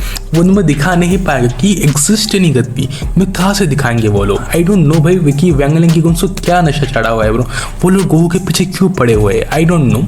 एनीवेज अभी नेक्स्ट पॉइंट पे जाते हैं। वैंगलिंग घूसने की कोशिश की थी कि साइड स्टोरीज का मतलब होता है वो मेन कंटिन्यूटी का पार्ट है ही नहीं एकदम। वो मेन कंटिन्यूटी से एकदम डिफरेंट है, जो कंप्लीटली फॉल्स है। एक साइड स्टोरी जो होती है वो स्टोरी का सब पॉइंट हो सकता है, राइट। जैसे कि नारुतो को ले लो, नारुतो के पास सास्के गार्डन है, गारा गार्डन है, इताची गार्डन है, वो सारे मेन कंटिन्यूटी पे ही है। पर वो जो चीज़ है वो मेन कंटिन्यूटी के कुछ कुछ प्लॉट पॉइंट्स को एक्सपैंड करते हैं, उनको से खुल के दिखाते हैं, राइट। इसके लिए तुम सोलो लेवलिंग की साइड स्टोरीज भी देख लो। सोलो लेवलिंग की साइड स्टोरीज के अलग ही मान हुआ है एक, उसके अंदर सारी किसी कैरेक्टर की बैक स्टोरीज दिखाई जाती है, तो वो भी सेम कंटिन्यूटी के अंदर यूज करती है। वैसे कि ड्रैगन बॉल के साथ भी साइड स्टोरीज का मतलब ये नहीं होता कि कंप्लीटली अलग ही कंटिन्यूटी एग्जिस्ट करती है। वो सेम कंटिन्यूटी के अंदर एग्जिस्ट कर सकती है, पर वो एक सब पॉइंट हो सकता है, वो एक सब प्लॉट पॉइंट है जो कि मेन कंटिन्यूटी के पॉइंट को एक्सपैंड करता है। तो मैंने अभी इसकी पूरा डिबंक कर दिया, डिसमेंटल कर दिया मैंने। तो अभी मैं एक सिंपल काम करने वाला हूँ, मैं अभी गिनने वाला हूँ कि इस बंदे ने इस छोटे से 50 सेकंड के पार्ट के अंदर कितने ज़्यादा फ्लैशेस कमिट किए। तो मेनली इसने 3 फ्लैशेस कमिट किए एंड इसके बाद हमने 2 रेजर्स लगाए हैं।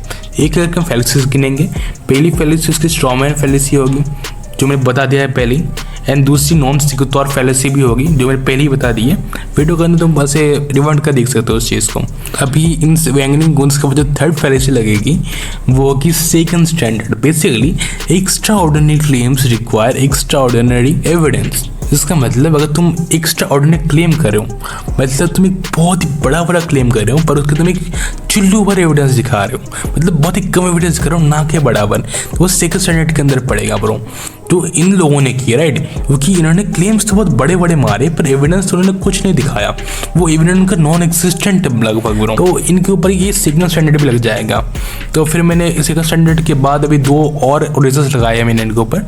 तो पहला तो मैंने हिगन रेजर लगाया है, एंड दूसरा जो मैं लगाया है ऑन्टोलॉजिकल पार्सिमोनी वाला रेजर, या फिर तुम कह सकते हो ओकाम रेजर, राइट। तो ऐसे मैंने ऐसे 2 रेजर लगा दिए इनके ऊपर। तो मेरा तो काम खत्म हो गया अभी मैं चलता हूँ। Bye, good bye, sayonara and wangling goons. भाई सो जाओ यार। देखो वैंगलिंग गूंस का तो होता रहेगा, उन्होंने जो बोलना था बोल लिया, एंड मैंने भी जो डिबंक करना था मैंने कर दिया।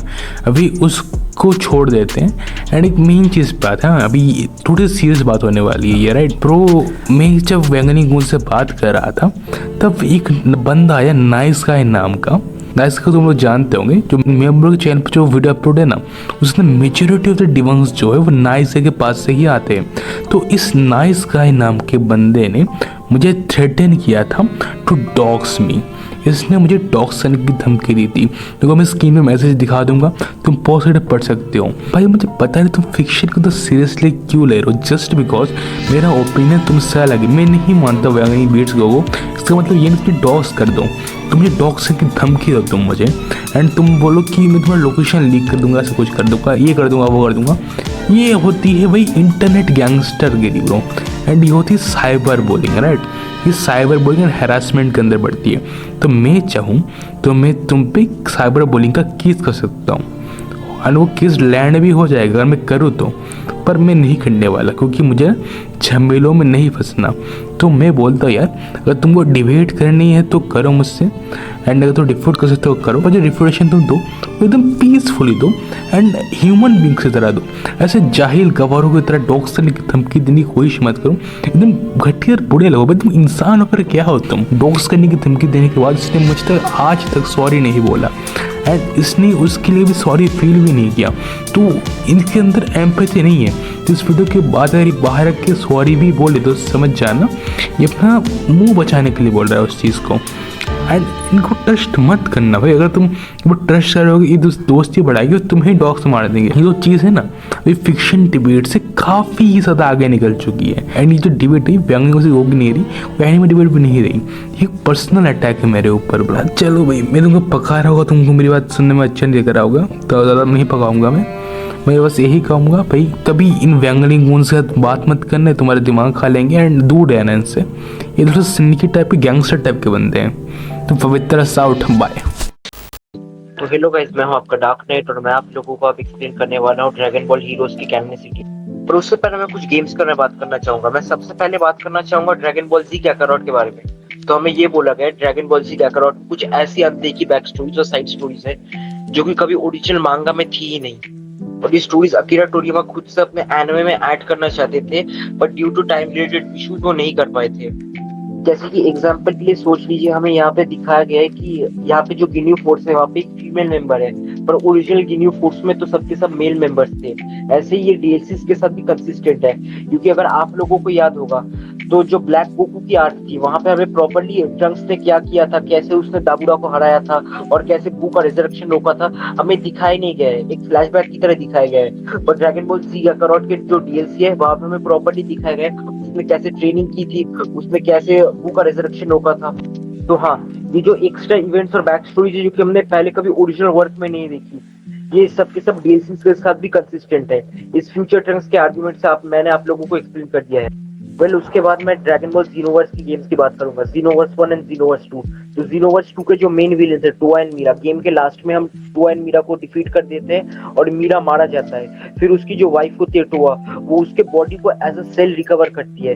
फिर वो टाइमलाइन में पीछे जाती है एक्स्ट्रा की को गैदर करने के लिए, जिससे वापस मीरा रिजरेक्ट हो सके। और वहीं पे हम सेम टोआ को देखते हैं ड्रैगन बॉल जी काकारोट के डीएलसी में, जहाँ पे वो की को गैदर कर रही थी जिससे मीरा वापस जिंदा हो सके।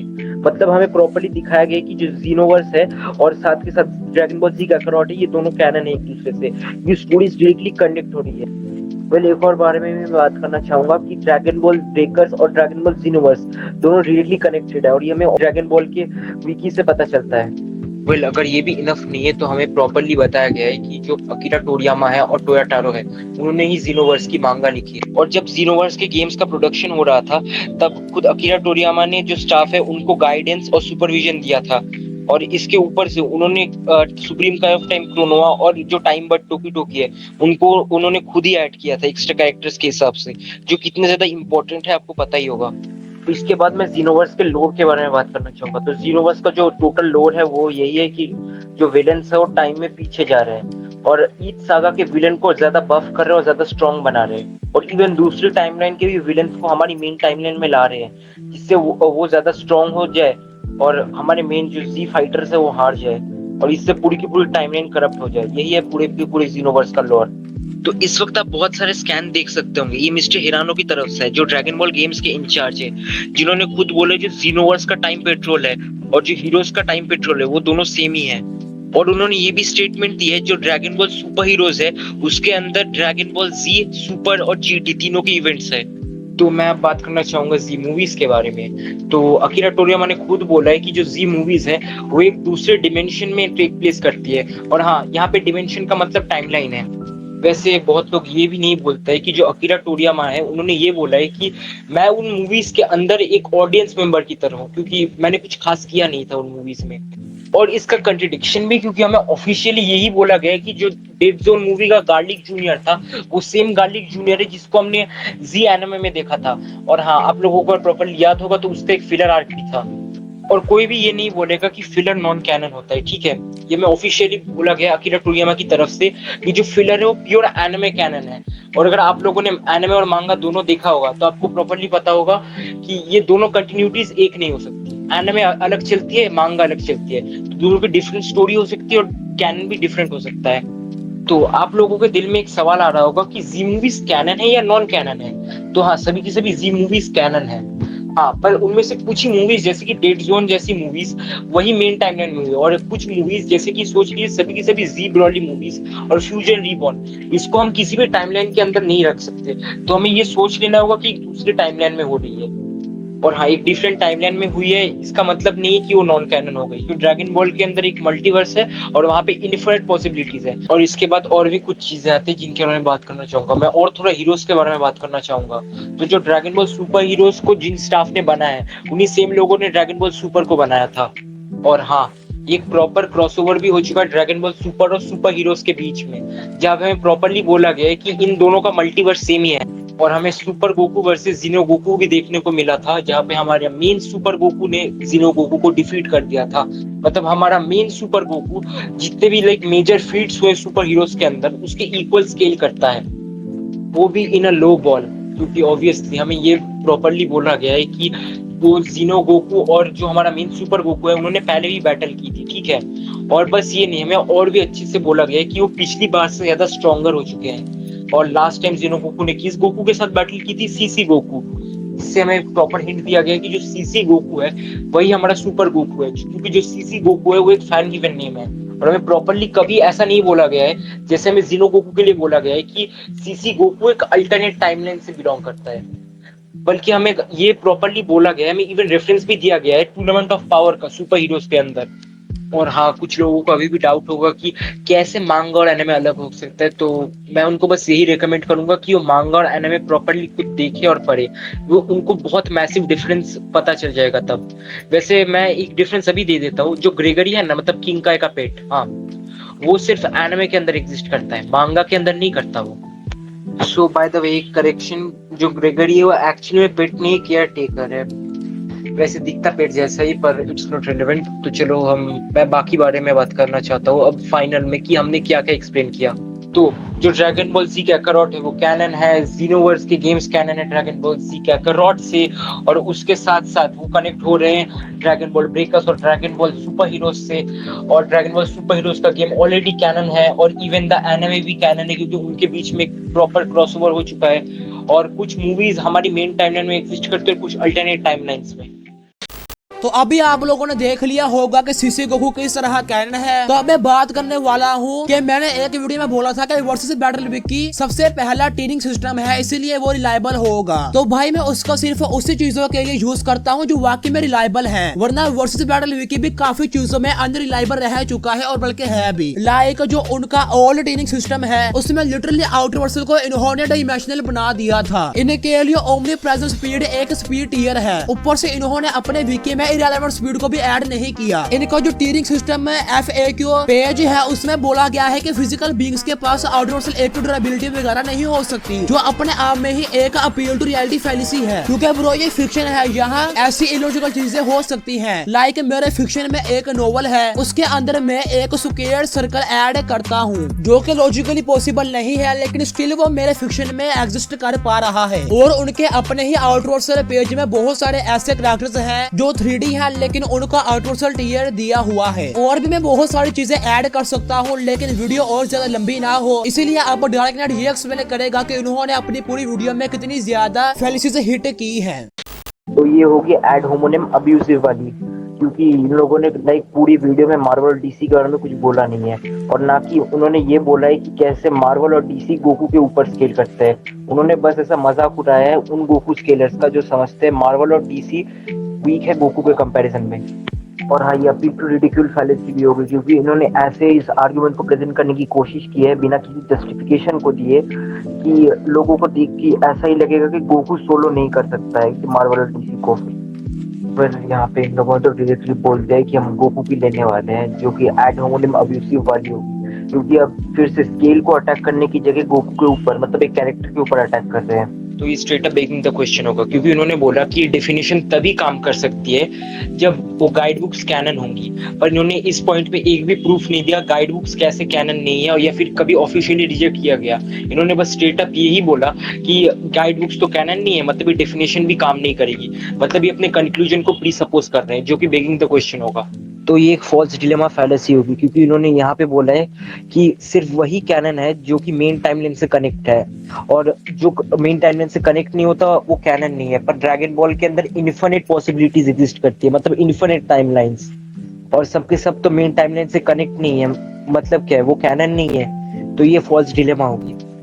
ओके, ये बेरजर्शन फैलेसी होगी, क्योंकि इन्होंने कभी प्रूफ नहीं दिया कि ड्रैगन बॉल में कभी भी कोई नॉन कैनन सीरीज है, क्योंकि हमें ऑफिशियली ड्रैगन बॉल में कुछ नॉन कैनन है ये हमें कभी नहीं बताया गया। तो ये यहाँ पे सरासर झूठ बोल रहे हैं और कोई प्रूफ भी नहीं दे रहे हैं। और ये बेगिंग द क्वेश्चन भी होगा, क्योंकि द ओनली जस्टिफिकेशन इन लोगों ने यहाँ पे दी कि ये सब कुछ नॉन कैनन है, कि इन्होंने पहले से प्री अस्यूम कर लिया है कि नॉन कैनन है, तो ये बेगिंग द क्वेश्चन होगा। तो यहाँ पे इन लोगों ने कहा गाइड बुक्स में बहुत सारी कंट्रडिक्शंस हैं, पर इन्होंने इसका प्रूफ नहीं दिया, तो ये फिर से बेयर असर्शन होगा। तो ये एक स्ट्रेट अप स्ट्रॉ मैन होगा, क्योंकि एनिमे गेमर्स का ये एक आर्गुमेंट नहीं था। उसका आर्गुमेंट था कि हमें कभी भी ऑफिशियली ये नहीं बोला गया है कि कोई भी चीज नॉन कैनन है, और उल्टा हमें इसके ऊपर ये कैनन हो सकती है ऑफिशियल एक्सेट्रा एक्सेट्रा, ये सब प्रूफ्स मिले जो कि इस फैक्ट को ज्यादा सपोर्ट कर रहा है कि ये कैनन है। तो ये एक स्ट्रेट अप स्ट्रॉ मैन होगा।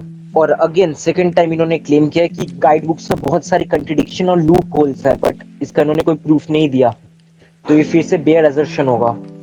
तो फिर इनका एक और क्लेम, ऑफिशियल का मतलब कैनन नहीं होता, तो ये straight up appeal to ignorance होगा, क्योंकि हमें दिखाया नहीं गया, इसका मतलब ये नहीं कि ये हुआ नहीं है, क्योंकि हमें एक बार भी ये भी नहीं बोला गया है कि जो गाइड बुक्स तो एक्चुअली में नॉन कैनन है। तो ऐसा स्ट्रेट अप अस्यूम करना एकदम पूरी तरीके से गलत होगा और अपील टू इग्नोरेंस होगा। इनका जो लास्ट वाला पैराग्राफ है वो एकदम पूरी तरीके से गलत है, क्योंकि ये स्ट्रेट अप इनका जो जस्टिफिकेशन है कि गाइड बुक्स क्यों कैनन नहीं, क्योंकि ये पहले से प्री अस्यूम कर रहे हैं जो गाइड बुक्स तो कैनन हो ही नहीं सकती। ये straight up begging the question होगा। इन्होंने अभी भी प्रूफ नहीं दिया है कि कैसे गाइड बुक्स कंट्रीब्यूट कर रही है ओरिजिनल सोर्स यानी मांगा एंड एनिमे को, तो ये फिर से बेयर असर्शन फैलेसी होगी। और अगेन ये फिर से अपील टू इग्नोरेंस होगा। रीजनिंग वही है जो मैंने पहले दी थी। तो ये होगी एड होमोनिम अब्यूसिव वाली, क्योंकि आप डायरेक्टली देख सकते हैं इन लोगों ने तो एक आर वर्ड का यूज कर दिया यहाँ पे। तो इन लोगों ने बोला है कि एनिमे गेमर्स ने सर्कुलर रीजनिंग करी है, बट ये एक्चुअली में सर्कुलर रीजनिंग नहीं करी है, क्योंकि मैंने पहले ही ये समझा दिया आप लोगों को कैसे उन लोगों ने उस स्कैन को स्ट्रॉ मैन किया था। तो यहाँ पे ये जो कर रहे हैं इसको बोलेंगे argument from fallacy. Argument from fallacy तब लगती है जब सामने वाला अपने ओपोनेंट को बोले कि इसने तो फैलेसी कमिट किया है, बट इन रियलिटी इसने अब कोई फैलेसी कमिट ही नहीं करी। वो टोरियामा के स्टाफ हो या सुएशिया के स्टाफ, ये एक नॉन सेक्वेटर होगा, क्योंकि मेन आर्गुमेंट यही है कि उन लोगों ने जिन्होंने भी गाइड बुक्स बनाई है उनकी क्रेडिबिलिटी को एक तरीके से अकीरा टोरियामा ने अप्रूव कर दिया है, तो ये रिलेवेंट भी नहीं है, ये एक नॉन सेक्वेटर है। तो हाँ, इसने अपने क्लेम को ज्यादा जस्टिफिकेशन देने की जगह ये बोल दिया कि क्विट स्केलिंग, जो कि एक तरीका पर्सनल अटैक होगा, जो कि होगा एड होमोनिम अब्यूसिव। तो यहाँ पे इन लोगों ने डाइजेंशु को एक नॉन कैनन मार्केटिंग मटेरियल बोला है, बट इसका अभी तक इन्होंने कोई प्रॉपर प्रूफ नहीं दिया है, तो ये बेयर असर्शन फैलेसी होगी। और अभी तक बस एक ही चीज है जिसकी वजह से ये डाइजेंशु को कैनन नहीं मान रहे, क्योंकि ये प्री अस्यूम कर रहे हैं डाइजेंशु कैनन हो ही नहीं सकती, जो कि बेगिंग द क्वेश्चन होगा। अगेन ये बोल रहे हैं कि गाइड बुक में बहुत सारे लूप होल्स हैं और बहुत सारे कंट्रडिक्शंस हैं जिनका इन्होंने प्रूफ नहीं दिया, जो कि बेयर असर्शन फैलेसी होगा। उसके ऊपर से अगेन इनकी जो जस्टिफिकेशन है वो यही है क्योंकि गाइड बुक क्यों कैनन नहीं है, क्योंकि वो पहले से ही इन्होंने सोच लिया कि वो कैनन हो ही नहीं सकती, जो कि फिर से होगा बेगिंग द क्वेश्चन। और हाँ, इन्होंने फिर से रिडिक्यूल फैलेसी की है क्योंकि इन्होंने बोला हम सब तो सी है, हमें कुछ समझ ही नहीं आता, ऐसी ऐसी चीजें बोल दिया है। इससे पूरे आर्गुमेंट को एक फनी और एक जोक की तरह दिखाना चाहते हैं, जिससे ये सामने वाले लोगों को लगे कि नहीं, ये आर्गुमेंट तो क्रेडिबल है ही नहीं, इसका तो कोई लॉजिक है ही नहीं। ओके, तो यहाँ पे इन्होंने स्ट्रेट अप ये बोल दिया है कि लास्ट में कि अकीरा टोरियामा तो गेम डेव्स को, मतलब डेवलपर्स को तो प्रेस कर रहे थे, उनको शाबाशी दे रहे थे।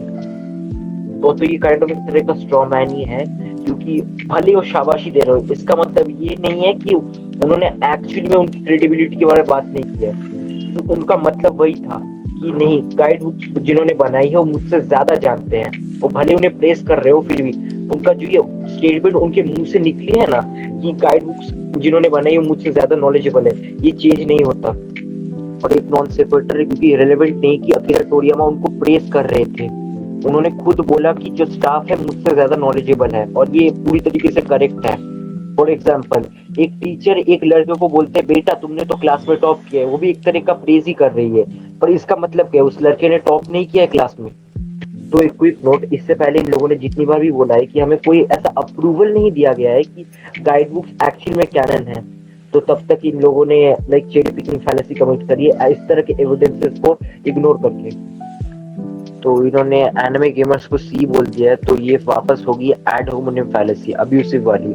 तो ये एक स्ट्रॉमैन फैलेसी होगी, क्योंकि जो कैनन की डेफिनेशन होती है वो यही है, जब तक कोई भी ऑथर अपने ऑफिशियल वर्क को रिजेक्ट ना करते तब तक वो कैनन ही रहेगी, वो नॉन कैनन नहीं बनेगी। बट यहाँ पे क्या था, एनिमे गेमर्स ने यही बोला था सेम चीज, क्योंकि हमें ऑफिशियल लेवल पे कभी भी किसी सीरीज या गाइड को रिजेक्ट नहीं किया गया था। बट यहाँ पे इन लोगों ने क्या बोला, एनिमे गेमर्स क्या बोलना चाहता है, लाइसेंस का मतलब ऑटोमेटिकली कैनन होता है, जो कि एक तरीके का स्ट्रॉ मैन होगा। और ये एक तरीके चेरी पिकिंग भी होगा, क्योंकि इन्होंने फिर से बोला है कि हमें कुछ प्रॉपर्ली अप्रूव नहीं किया गया है, बट पीछे इन लोगों ने खुद डिस्कस किया है कैसे अकीरा टोरियामा ने खुद बोला है कि कैसे गाइड बुक्स जिन स्टाफ्स ने बनाई है वो क्रेडिबल है। और अगेन ये अपील टू इग्नोरेंस भी होगा, क्योंकि हमें कभी भी एक ऑफिशियल लेवल पे नहीं बोला गया है कोई चीज नॉन कैनन है, ठीक है, तो हमें ये कभी बोला नहीं गया है कि वो कैनन है, इसका मतलब ये डायरेक्टली नहीं हो जाता कि वो नॉन कैनन बन गई, ये अपील टू इग्नोरेंस होगा। तो इन्होंने ऐसा कोई प्रूफ नहीं दिखाया हमें कि अकीरा टोरियामा ने कभी भी नहीं बोला कि स्टाफ उनसे ज्यादा क्रेडिबल है, तो ये फिर से बेयर असर्शन फैलेसी होगी। और अगेन ये एक नॉन सेक्वेटर होगा, जैसे मैंने एक्सप्लेन किया कि वो प्रेस कर रहे थे या फिर कुछ और कर रहे थे। उन्होंने जब तक ये स्टेटमेंट एक्चुअली में दिए हम इसको यूज कर सकते हैं, इसका कोई रेलेवेंस नहीं है इस आर्गुमेंट के अंदर, ये नॉन सेक्वेटर होगा। और हाँ, ये लोग हंस रहे थे एनिमे गेमर्स के ये बोलने पे कि जो ये वाली स्टेटमेंट थी एक्चुअली फैनमेड स्टेटमेंट थी, तो ये kind of appeal to ridicule होगा।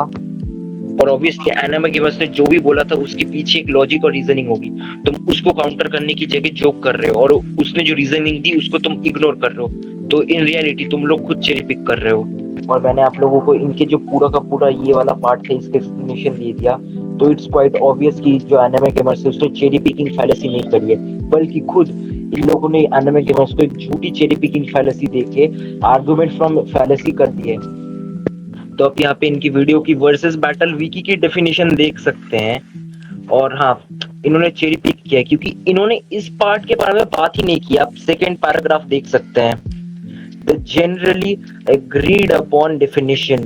यस, ये वाला पार्ट यहाँ पे प्रॉपरली बोला है, जब तक कोई काम उनके ओरिजिनल ऑथर के अंदर आता है, मतलब उन ऑफिशियली उनके अंदर आता है, उनका बनाया हुआ, और जब तक वो उसको डिक्लाइन नहीं कर देते तब तक हम उसको कैनन मान सकते हैं। पर इस पार्ट को ये इन्होंने इग्नोर ही कर दिया, ये स्ट्रेट अप चेरी पिकिंग है। और हाँ, ये अपील टू इग्नोरेंस भी होगा, क्योंकि हमें कभी नहीं बोला गया है कि वो एक्चुअली में कैनन है। इसका मतलब नहीं वो कैनन नहीं है, ये वही लॉजिक है। क्योंकि आप लोगों को मैंने ऑलरेडी एक्सप्लेन कर दिया एक्चुअली नॉन कैनन होने की क्या रिक्वायरमेंट्स होती है, और हमें कभी ऑफिशियली नॉन कैनन बोला भी नहीं गया है, तो ये पहले से अपनी चीजों को अज्यूम कर रहे हैं। तो ये चेरी पिक फैलेसी होगी, क्योंकि ऑब्वियसली वर्सेस बैटल विकी का जो दूसरा ऊपर का पार्ट है वो वाली डेफिनेशन की कि रिजेक्ट भी करना चाहिए उनको। जब तक रिजेक्ट नहीं करेंगे और वर्क ऑफिशियल हो और रिजेक्ट नहीं हुआ तब तक हम उसको नॉन कैनन भी कंसीडर नहीं कर सकते। वो वाले पार्ट को इन लोगों ने फिर से इग्नोर कर दिया, तो फिर से ये चेरी पिकिंग होगी। तो यहाँ पे इन लोगों ने जो करने की कोशिश करी है वो एक परफेक्ट एग्जांपल है चेरी पिकिंग का। उन्होंने ऊपर का टेक्स्ट देखा कि अकीरा टोरियामा का बहुत ही कम काम था या काम था ही नहीं, तो बस ऑनरिफिक के लिए यहाँ पे नाम दिया गया है, और ये बस नाम का ही है, इसका कोई भी कुछ नहीं है। बट ये एक मेन पॉइंट को भूल रहे हैं और नीचे के पार्ट को इग्नोर कर रहे हैं। एज ऑथर उनका नाम लिस्टेड है, और उसके लिए क्या चाहिए, उनकी परमिशन चाहिए, बिना परमिशन के नहीं हो सकता। और अगर ये गाइड बुक में कुछ गलत इंफॉर्मेशन हो या गलत चीजें हो, वो ऑब्वियसली नहीं चाहेंगे कि ऐसी तरह की गाइड बुक जो कि इनएक्यूरेट है वहां पे उनका नाम हो। उन्होंने खुद एक तरीके का अप्रूवल ही दे दिया है कि ठीक है तुम लोग मेरा नाम यूज कर सकते हो ऐसा करके, वरना बिना उनकी परमिशन के उनका नाम नहीं दिया जा सकता। तो एक तरीके की चेरी पिकिंग फैलेसी है। तो गाइस आप यहाँ पे देख सकते हो इनकी डिसऑनेस्टी। वर्सेस बैटल विकी का जो कैनन के डेफिनेशन का ये पार्ट है, ये प्रीवियस पॉइंट्स पे उन लोगों ने यूज नहीं किया है, ठीक है, क्योंकि प्रीवियस पॉइंट में करते तो एक्सपोज हो जाते। क्यों, यहाँ पे क्या लिखा है, क्रिएटर्स सुएशिया, और सुएशिया के अंदर बर्ड स्टूडियो आता है वैसे, और साथ के साथ टो एनिमेशन, वो भी क्रिएटर्स ही हैं जिन्होंने ऑलरेडी अप्रूव कर रखा है गाइड बुक्स को। उसके ऊपर से अकीरा टोरियामा ने क्रेडिबिलिटी के बारे में भी बात की है कि जो स्टाफ ने इन गाइड बुक्स को बनाया है वो खुद उनसे ज्यादा नॉलेजेबल है। इस वाले पार्ट को उन लोगों ने पहले चेरी पिक किया था, ठीक है, और अब बाद में जब वो कुछ खास रिलेवेंट नहीं रहा वो वाला पार्ट, तब जाके ये दिखा रहे हैं। ये स्ट्रेट अप रेड हियरिंग है। वर्सेस बैटल विकी के ये कैनन के डेफिनेशन का ये पार्ट उन्होंने पहले नहीं दिया जब भी रिलेवेंट था, अब दे रहे जिससे आर्गुमेंट को घुमा सके। एक आप लोग इनकी डिसऑनेस्टी देख रहे हो, जिससे आर्गुमेंट को घुमा सके, एक डाइवर्जन क्रिएट कर सके, जिससे लोगों का इस पॉइंट पे ध्यान ना जाए कि अकीरा टोरियामा का नाम वहां पे लिस्टेड है, बिना परमिशन के हो ही नहीं सकता। मतलब इन लोगों की आप लोग डिसऑनेस्टी देख रहे हो। और हाँ, इन्होंने ऑथर का नाम चिपकाने से कैनन नहीं हो जाता, ये फिर से इन्होंने चेरी पिकिंग की है, क्योंकि ये इस बात को लाइक इग्नोर कर रहे हैं कि बिना अकीरा टोरियामा की परमिशन के वहां पे उनका नाम ही नहीं हो सकता। और हाँ, इन्होंने उस कैन को स्ट्रॉमैन भी किया है एक तरीके से। तो ये होगा एड होमोनिम अब्यूसिव वाली, क्योंकि फिर से इन लोगों ने गाली दे दी, तो इन्होंने फिर से कुकू का डी राइडर बोल दिया, तो ये फिर से होगी एड होमोनिम अब्यूसिव वाली। तो इन्होंने जो कहा है कि ड्रैगन बॉल के अंदर जो फीट्स है वो ओवर एक्सैचुरेट ही होंगे, बोल की कुछ एग्जांपल देके करने की कोशिश कर रहे हैं, ये होगा हेस्टी जनरलाइजेशन।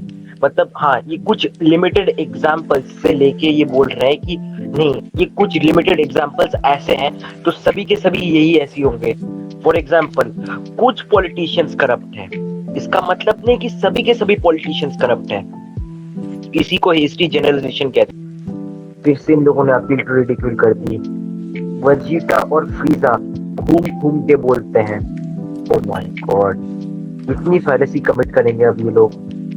तो यहाँ पे इन लोगों ने जो बोला है कि वजीटा और फ्रीजा घूम घूम के बोलते हैं कि हम सब लोग स्ट्रॉन्गेस्ट हैं, ये हाइपोथेसिस होगा, हाइपरबोल में। तो हाइपरबोल बोल के इन्होंने गलत डेफिनेशन दी, हाइपोथेसिस दिखा दिया, तो ये एक्चुअली फॉल्स इक्विवेलेंस फैलेसी होगा। लाइक मैं मजाक नहीं कर रहा हूँ, ये लिटरली शेमफुल है। इन लोगों को हाइपोथेसिस और हाइपरबोल का फर्क नहीं पता। They should be ashamed, man.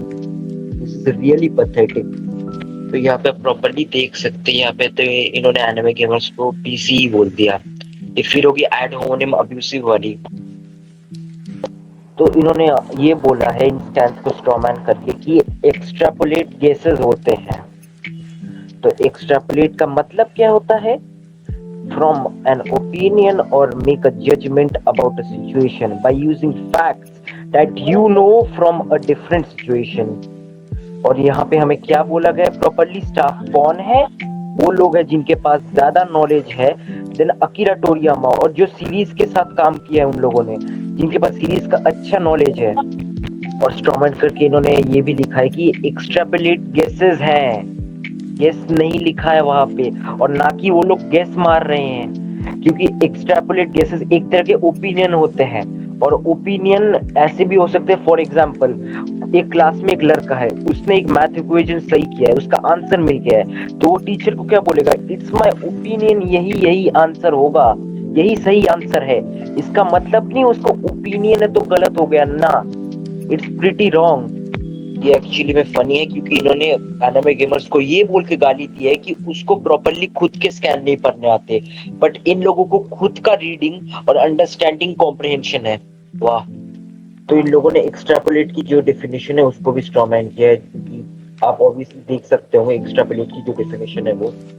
तो अब इन लोगों ने यहाँ पे ये क्लेम कर दिया कि गाइड बुक्स के अंदर जो भी एक्स्ट्रा चीजें होंगी जो कि हम एनिमे और मांगा में नहीं दिखाई गई है, वो उनका खुद से घुसाया हुआ लोड होगा, ना कि ओरिजिनल लोड।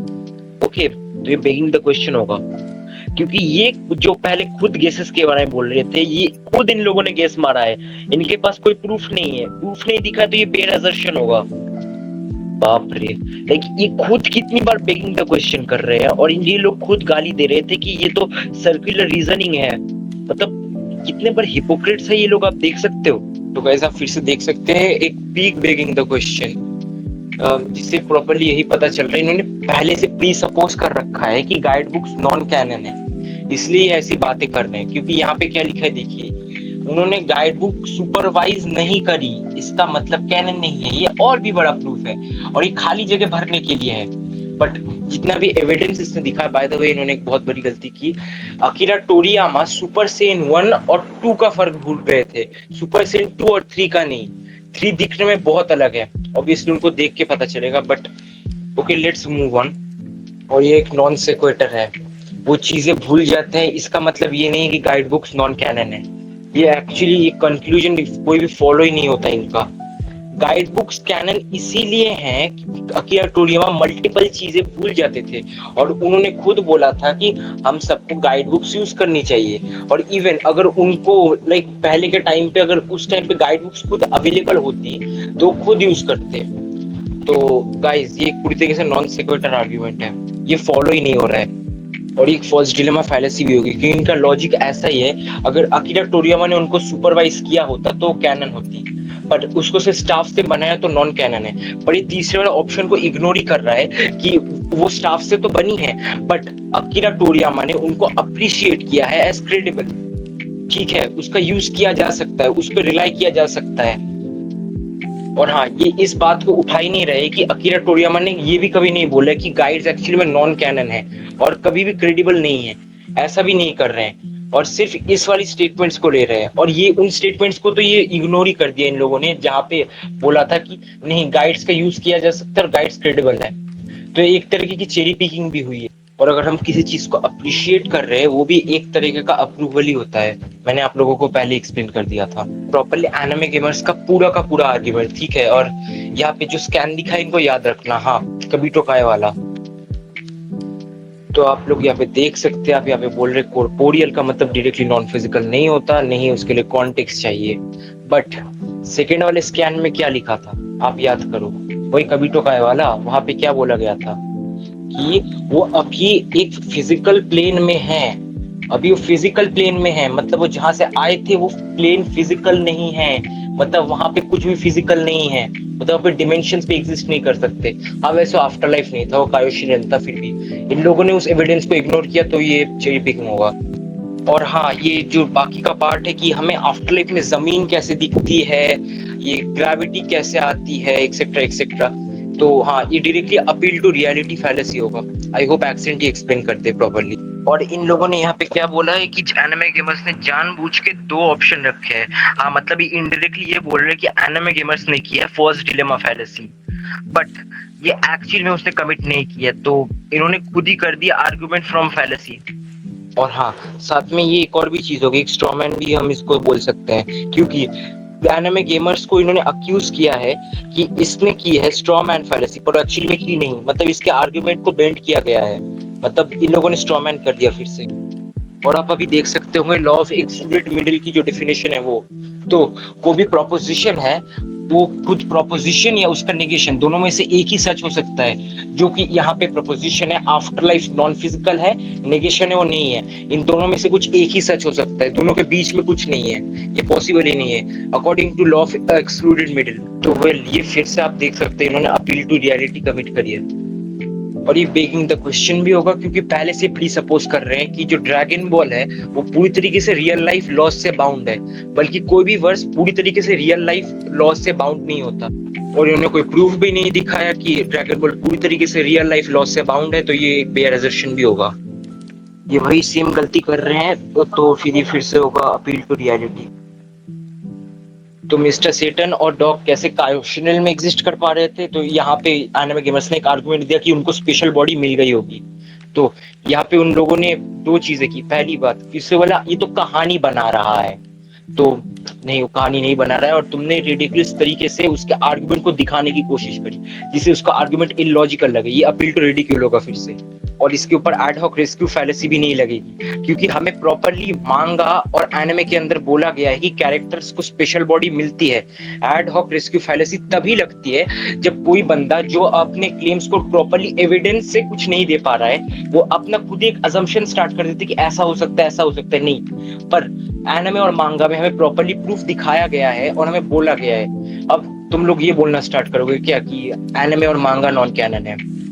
मुझे तो यही लग रहा है इस नेक्स्ट वीडियो में तुम ऐसा ही करोगे। तो इस वीडियो में मैं मजाक नहीं कर रहा हूँ, तुम लोगों ने इतने फालतू टेक्स दिए हैं कि तुम एआई से भी लिखते तो इससे बेटर होते। हाँ, एआई यूजर्स तुमसे ऊपर आते स्किल के मामले में। और हाँ, तुमने झूठी एड हॉक रेस्क्यू फैलेसी दी है, क्योंकि एना गेमर्स ने एक्चुअली में प्रूफ दिखाया था, ठीक है, एक्चुअली में प्रूफ दिखाया था, तो हाँ, यहाँ पे तुम्हारी ही उल्टा आर्ग्यूमेंट फॉर फैलेसी लग जाती है, और ये चेरी पिकिंग भी कंसीडर करी जा सकती है, क्योंकि तुमने जो प्रूफ है उसको इग्नोर करके एक कहानी बोल दिया।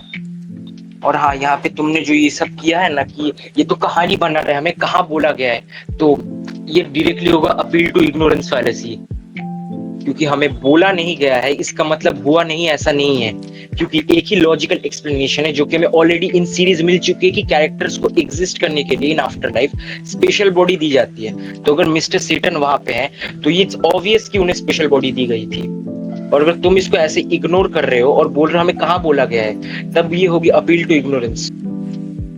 और हाँ, लास्ट में जो एग्जांपल दिए, गोकू ने यूनिवर्स से 10 गुना बड़ी मशीन ऑफ स्क्रीन में उठाई है, ये एक पूरी तरीके से फॉल्स इक्विवेलेंस फैलेसी है, क्योंकि हमें ये ऑफ स्क्रीन नहीं दिखाया गया है, हमें इन स्क्रीन दिखाया गया है कि मिस्टर सेटन ट्रांसपोर्ट हो रहा था वहां पे, और हमें एक्सप्लेनेशन पहले ही दी जा चुकी है प्रीवियस आर्क्स में कि कैरेक्टर्स को स्पेशल बॉडी मिलती है, तो उनको भी मिल गई। तो हाँ, इसके साथ इस फालतू एग्जाम्पल का कंपैरिजन करके इन लोगों ने फॉल्स इक्विवेलेंस किया है। ये एक्चुअली में एक नॉन सिक्वेटर फैलेसी होगी, क्योंकि इट्स नॉट रेलेवेंट कि वो गैग कैरेक्टर्स थे कि नहीं, इनको कोई प्रॉपर एक्सप्लेनेशन नहीं दिया इन लोगों ने कि कैसे ये गैग एपिसोड है, इसलिए इसके फीड्स को हम गिन ही नहीं सकते, तो ये एक बेयर असर्शन फैलेसी भी होगी। और एक चेरी पिकिंग फैलेसी भी होगी, क्योंकि जो डॉक्टर स्लम की मेन लोकेशन है पेंगुइन विलेज, वो ड्रैगन बॉल के वर्ल्ड मैप में एग्जिस्ट करती है, तो जब तक दोनों वर्ड सेम है हम उसके फीड्स को ले सकते हैं, तो इट्स नॉट लॉजिकल, तो ये फिर से एक नॉन सिक्वेटर होगा, क्योंकि ये रिलेवेंट नहीं है कि गैग कैरेक्टर्स के फीड्स कितने भी अजीब हो, जब तक वो अपने वर्स के अंदर है उनकी पावर काम करेगी, जब तक वो एक न्यूट्रल जोन के नहीं आते उनकी पावर काम करेगी, और जो ड्रैगन बॉल वर्स है वही अरेले का वर्स है। बेयर असर्शन फैलेसी होगा, क्योंकि उन्होंने प्रूफ नहीं किया कैसे गोटिंग्स का अटैक और एक्चुअल जो घोस्ट होते हैं वो दोनों सेम है, तो प्रूफ नहीं दिया, तो ये बेयर असर्शन होगी, ऊपर से एक फॉल्स इक्विवेलेंस भी होगी, क्योंकि वो अटैक है और वो बीइंग्स है, दोनों अलग बात है।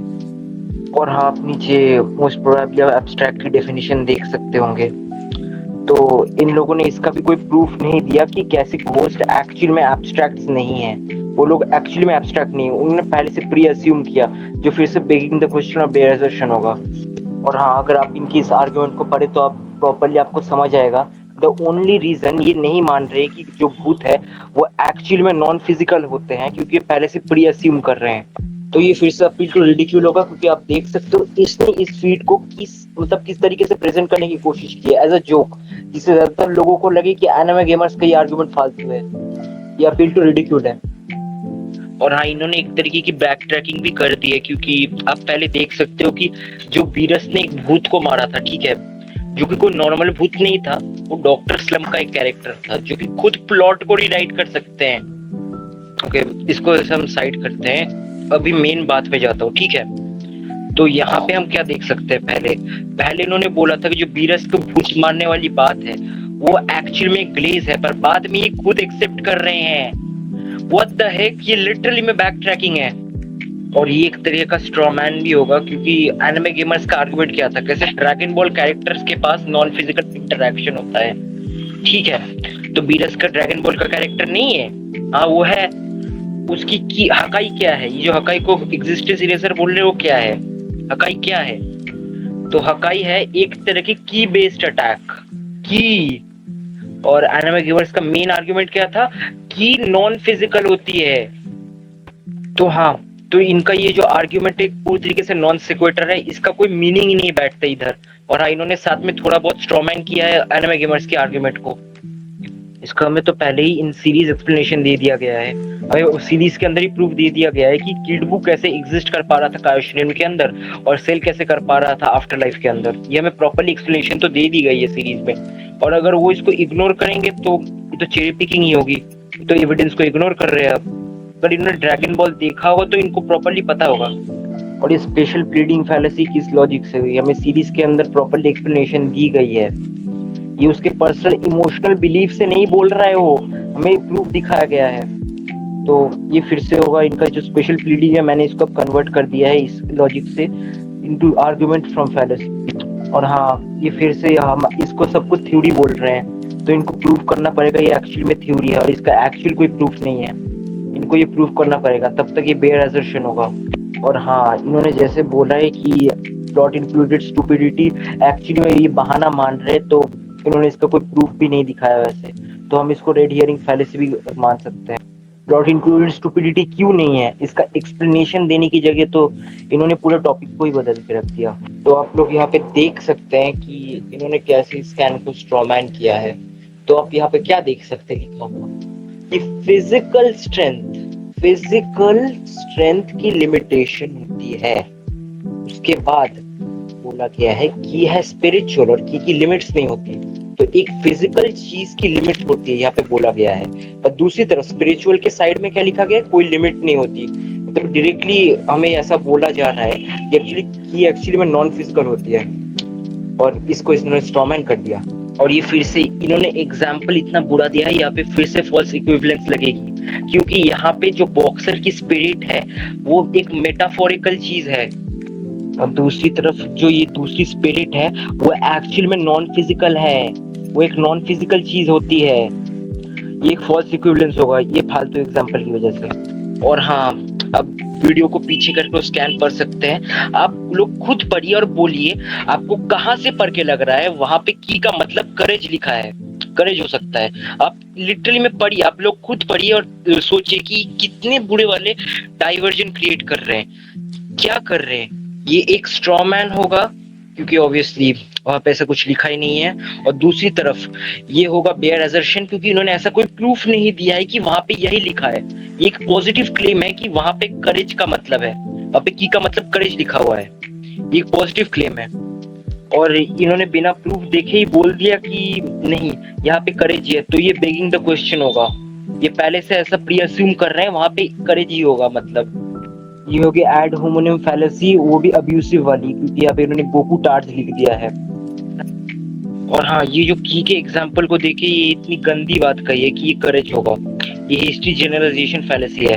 जैसे कि मैं आप लोगों को एक और एग्जांपल देता हूँ, पहले जैसे मैंने आपको पॉलिटिशियंस का एग्जांपल दिया था, अब दूसरा देता हूँ। बिल्ली की बॉडी में फर होता है, जानवरों के भी बॉडी में फर होता है, तो क्या हर जानवर ही बिल्ली होता है? नहीं, जानवर बहुत टाइप के होते हैं। तो यहाँ पे भी इन्होंने सेम ही किया है, तो ये होगी एक हिस्ट्री जनरलाइजेशन फैलेसी। जो मांगा और एनिमे में हमें दिखाया गया है ना, वो एक्चुअली में शॉक वेव्स नहीं थे, वो एक्चुअली में की वेव्स थे, पर इन्होंने इसको शॉक वेव्स बोला है। ये फिर से बेगिंग द क्वेश्चन होगा, क्योंकि की कैसे फिजिकल है उसका इन्होंने कोई प्रूफ दिखाया ही नहीं है। ये पहले से प्री अस्यूम कर लिया था और अभी भी सेम ही कर रही है, फिर से बेगिंग द क्वेश्चन हो गया। और फिर से इन्होंने सेम ही चीज क्लेम करी है कि उसने तो शॉक वेव्स बनाई थी और एक्चुअल में की वेव्स थे। इन्होंने इसका कोई प्रूफ नहीं दिया शॉक वेव्स थे, तो ये फिर से बेयर असर्शन होगा और पहले से प्री अस्यूम कर रहे हैं कि वो शॉक वेव्स है, मतलब ये होगा फिर से बेगिंग द क्वेश्चन। और हाँ, यहाँ पे फिर से इन लोगों ने अपील टू रियलिटी कर दी है। अपील टू रियलिटी इसीलिए क्योंकि वो बोल रहे हैं कि हमें तो मांगा में दिखाया गया चीजें फिजिकल है, तो ये straight up appeal to reality होगा। तो उन्होंने कौन सा भी ऐसा आर्गुमेंट हमें प्रॉपर्ली शो नहीं किया कि एक्चुअली में फिजिकल है, वो पूरा का पूरा बेगिंग द क्वेश्चन था और ये वापस कर रहे हैं। एक और एक्स्ट्रा बेगिंग द क्वेश्चन लगेगा। और हाँ, ये वापस जो गाइड बुक्स को नॉन कैनन बोल रहे हैं, इसका उन्होंने कोई प्रॉपर आर्गुमेंट पहले भी प्रेजेंट नहीं कर पाए थे, वो बेगिंग द क्वेश्चन था, ये वापस ला रहे हैं, तो मैं एक और बेगिंग द क्वेश्चन दे रहा हूँ इसको। इन्होंने फिर से उस पार्ट को नहीं ऐड किया और चेरी पिक की है कि जब तक एक क्रिएटर अपने खुद के ऑफिशियल वर्क को रिजेक्ट ना कर दे, वो नॉन कैनन नहीं होता। इसने फिर से इग्नोर कर दिया। ये एक तरीके से इनका जो दूसरा वाला पॉइंट है वो फिर से बेगिंग द क्वेश्चन ही है। इसलिए इनका लॉजिक क्या है, हमें कभी नॉन कैनन क्या है बताया नहीं गया है, ठीक है, तो कैनन क्यों नहीं हो सकता। इवन मूवीज भी, क्योंकि सभी की सभी मूवीज एक टाइमलाइन के अंदर नहीं है, पर इसका मतलब नहीं वो कैनन नहीं है। ड्रैगन बॉल के अंदर इन्फिनिट टाइमलाइंस है with infinite possibilities. Begging the question इसीलिए होगा क्योंकि ये पहले से सब प्री अस्यूम कर रहे हैं कि ये तो कैनन होगा ही नहीं, इसीलिए ये इनका जस्टिफिकेशन है। और इसके बाद इनकी कोई जो भी चीज इन्होंने बोली ये कोई जस्टिफाई नहीं हो रहा है, इसकी कोई जस्टिफिकेशन और नहीं निकल रही है। ये एक बेयर असर्शन फैलेसी होगी वापस से, क्योंकि इन्होंने नहीं दिखाया क्यों ये सब कैनन नहीं हो सकता। हमें प्रूफ चाहिए, अपने कंक्लूजन को पहले से सोच के रखना बंद करो, हमें प्रूफ दिखाओ, उसके ऊपर कंक्लूजन बिल्ड करो। और हाँ, ये लिटरल स्ट्रॉमैन होगा क्योंकि हमें एकदम सबसे ज्यादा इजी चीज क्या है इनमें से कैनन प्रूफ करना पता है, गार्लिक जूनियर वाली मूवी यानी कि डेड स्टोन, क्योंकि वो गार्लिक जूनियर हमें एनिमे में भी देखने को मिला था। हेलो, तुम लोगों ने एनिमे देख भी रखा है। ये एक स्ट्रॉमैन होगा क्योंकि एनिमे गेमर्स का यही आर्गुमेंट था कि हमें एक ऑफिशियल लेवल पे मल्टीपल प्रूफ्स मिल चुके हैं रिपीटेडली कि क्या कैनन है और क्या कैनन नहीं है, ठीक है। तो इसी वजह से एक ऑब्जेक्टिव ट्रूथ को बोल रहा है क्योंकि हमें ऑलरेडी प्रूफ मिल चुका है। बट हाँ, कुछ लोग इसको इग्नोर करना पसंद करते हैं। और हाँ, ये बाय डेफिनेशन कैनन ही हुआ, भले ही उनका इन्वॉल्वमेंट छोटा सा है, फिर भी उनका इन्वॉल्वमेंट था, ये स्टिल डेफिनेशन के अंदर फिट आ रही है। क्या है ये तुम्हारा, तुम लोग बेगिंग द क्वेश्चन कर रहे हो, फिर से तुम पहले से प्री अस्यूम कर रहे हो, इसी तुम लोगों को लग रहा है नहीं। एक बार ये प्री अस्यूम करना छोड़ दो, फिर तुम लोगों को पता चलेगा तुम्हारा आर्गुमेंट कितना बुरा है। और हेलो, एक साइड स्टोरी क्यों मेन स्टोरी का पार्ट नहीं हो सकती? मेन स्टोरी के भी साइड स्टोरीज होते हैं जो कि मेन स्टोरी से कनेक्टेड होते हैं। तो ये कैसे अटैक करना हो एनिमे गेमर्स के पॉइंट को, ये तो नॉन सेक्वेटर है। और हाँ, वो भी एक नॉन सेक्वेटर था जब तुम लोगों ने बोला कि अकीरा टोरियामा की तो बस डिजाइन दिए थे, वो भी एक तरह की इन्वॉल्वमेंट होती है, वो भी उनके ही काम का पार्ट बन चुका है। अगेन ये हिस्ट्री जनरलाइजेशन है, वो एक चीज भूलते ही इसका मतलब नहीं वो सभी चीजें भूल जाएंगे और सब कुछ भूल बोलेंगे, ये हिस्ट्री जनरलाइजेशन है। और हाँ, इसमें कोई कंट्रडिक्शन नहीं हो रहा, ये एक स्ट्रॉमैन होगा क्योंकि, और एक जेली पिग भी वापस कर रहा है क्योंकि वो जो मेन पार्ट था उस डेफिनेशन का, जब तक कोई भी राइटर अपने ऑफिशियल वर्क को रिजेक्ट ना कर दे, हम उसको नॉन कैनन नहीं मान सकते। उस वाले पार्ट को ये फिर से इग्नोर कर दिया हम लोगों ने। माय गॉड, ये अपील टू फॉल्स अथॉरिटी होगी क्योंकि पहली बात ये कोई ऑफिशियल चीज नहीं है। हाँ, ये कोई ऑफिशियल चीज नहीं है कि जो टोयोटारो की स्टेटमेंट है इसने की हिंदी में ऐसा ट्रांसलेट एक्सेट्रा, ये कुछ भी ऑफिशियल नहीं है, ये अपील टू फॉल्स अथॉरिटी होगी। स्पेशली यहाँ पे टोयोटारो की स्टेटमेंट को स्ट्रॉमैन किया गया है। टोयोटारो ने कैनन के बारे में तो बोला था कि सब कुछ कैनन है, बट उन्होंने बोला था कौन सी कंटिन्यूटी मेन कंटिन्यूटी है ये मैं चूज नहीं करूंगा, ये एक्चुअली फैंस के ऊपर छोड़ दिया है। और यहाँ पे जो टोयोटारो ने बोला है कि ये भी एक स्ट्रॉमैन है कि मैं एक अलग कंटिन्यूटी नहीं चूज कर सकता। तो कंटिन्यूटी की मीनिंग क्या है? एक स्टोरी की मल्टीपल कंटिन्यूटीज हो सकती है जो एक दूसरे से कनेक्टेड हो, एक डिफरेंट कंटिन्यूटी का मतलब नहीं है कि ये नॉन कैनन है। और ये है इनका लास्ट ड्रॉ मैन। तोरियामा ने जो कहा था, जितनी भी साइड स्टोरीज है नहीं, उन्होंने बस ये कहा था कि जो मूवीज है जी की वो एक डिफरेंट डिमेंशन में हो रही है।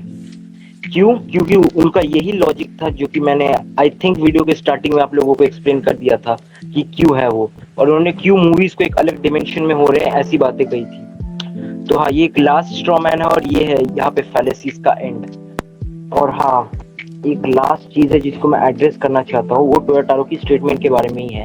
उन्होंने ये नहीं कहा था वो अपना पसंदीदा कैनन चूज कर सकते हैं, उन्होंने कहा था वो अपनी पसंदीदा और मेन कंटिन्यूटी चूज कर सकते हैं। तो ड्रैगन बॉल की बहुत सारी मेन कंटिन्यूटीज है, ठीक है, उनमें से कौन सी मेन है हम कैसे समझेंगे? क्योंकि जो फ्यूचर ट्रंक्स है वही था कि टेक्निकली एक ओरिजिनल फ्यूचर, तो क्या हम उसको मेन समझना चाहिए या इतने टाइम तक हमने जिस सीरीज में जो टाइमलाइन देखी है उसको मेन समझे? जो टेक्निकली फ्यूचर ट्रंक्स तो ओरिजिनल टाइमलाइन थी ना, उसको मेन समझे या ऐसे मल्टीपल टाइमलाइन से हम कौन सा समझे, ये हमारी चॉइस है और कैनन पहले से डिसाइडेड है।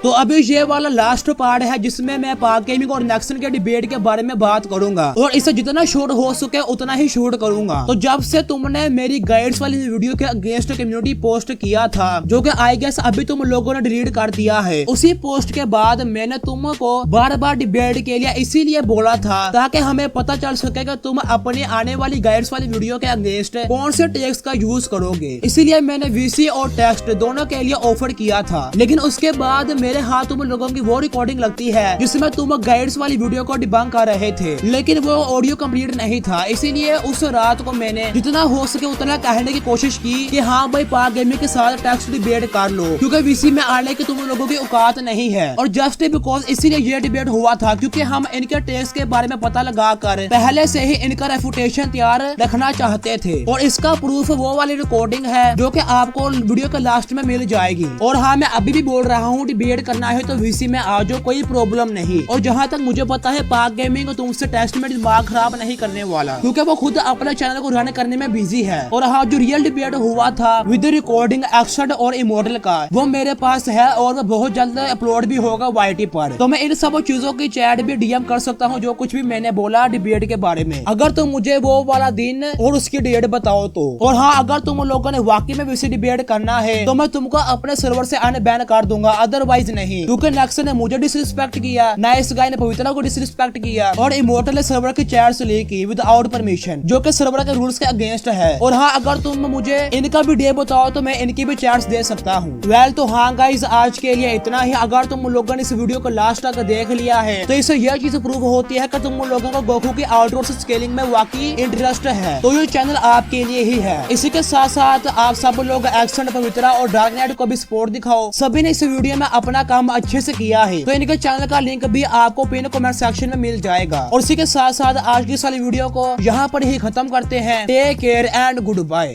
हानि सीक्वल है जिसे तोरियामा ने ग्रैंड स्टोरी बोला है, मांगा की मेन टाइमलाइन से अलग है, एक सेपरेट टाइमलाइन माना जाता है। हाँ, इसमें तो तू बहुत अटका है, प्लस स्पेलिंग मिस्टेक्स भी बहुत यार बोलने वाली। अब यार क्योंकि भाई यार वो तेरी भाई उसमें है ना, तो थोड़ा मेरे को बोलने में दिक्कत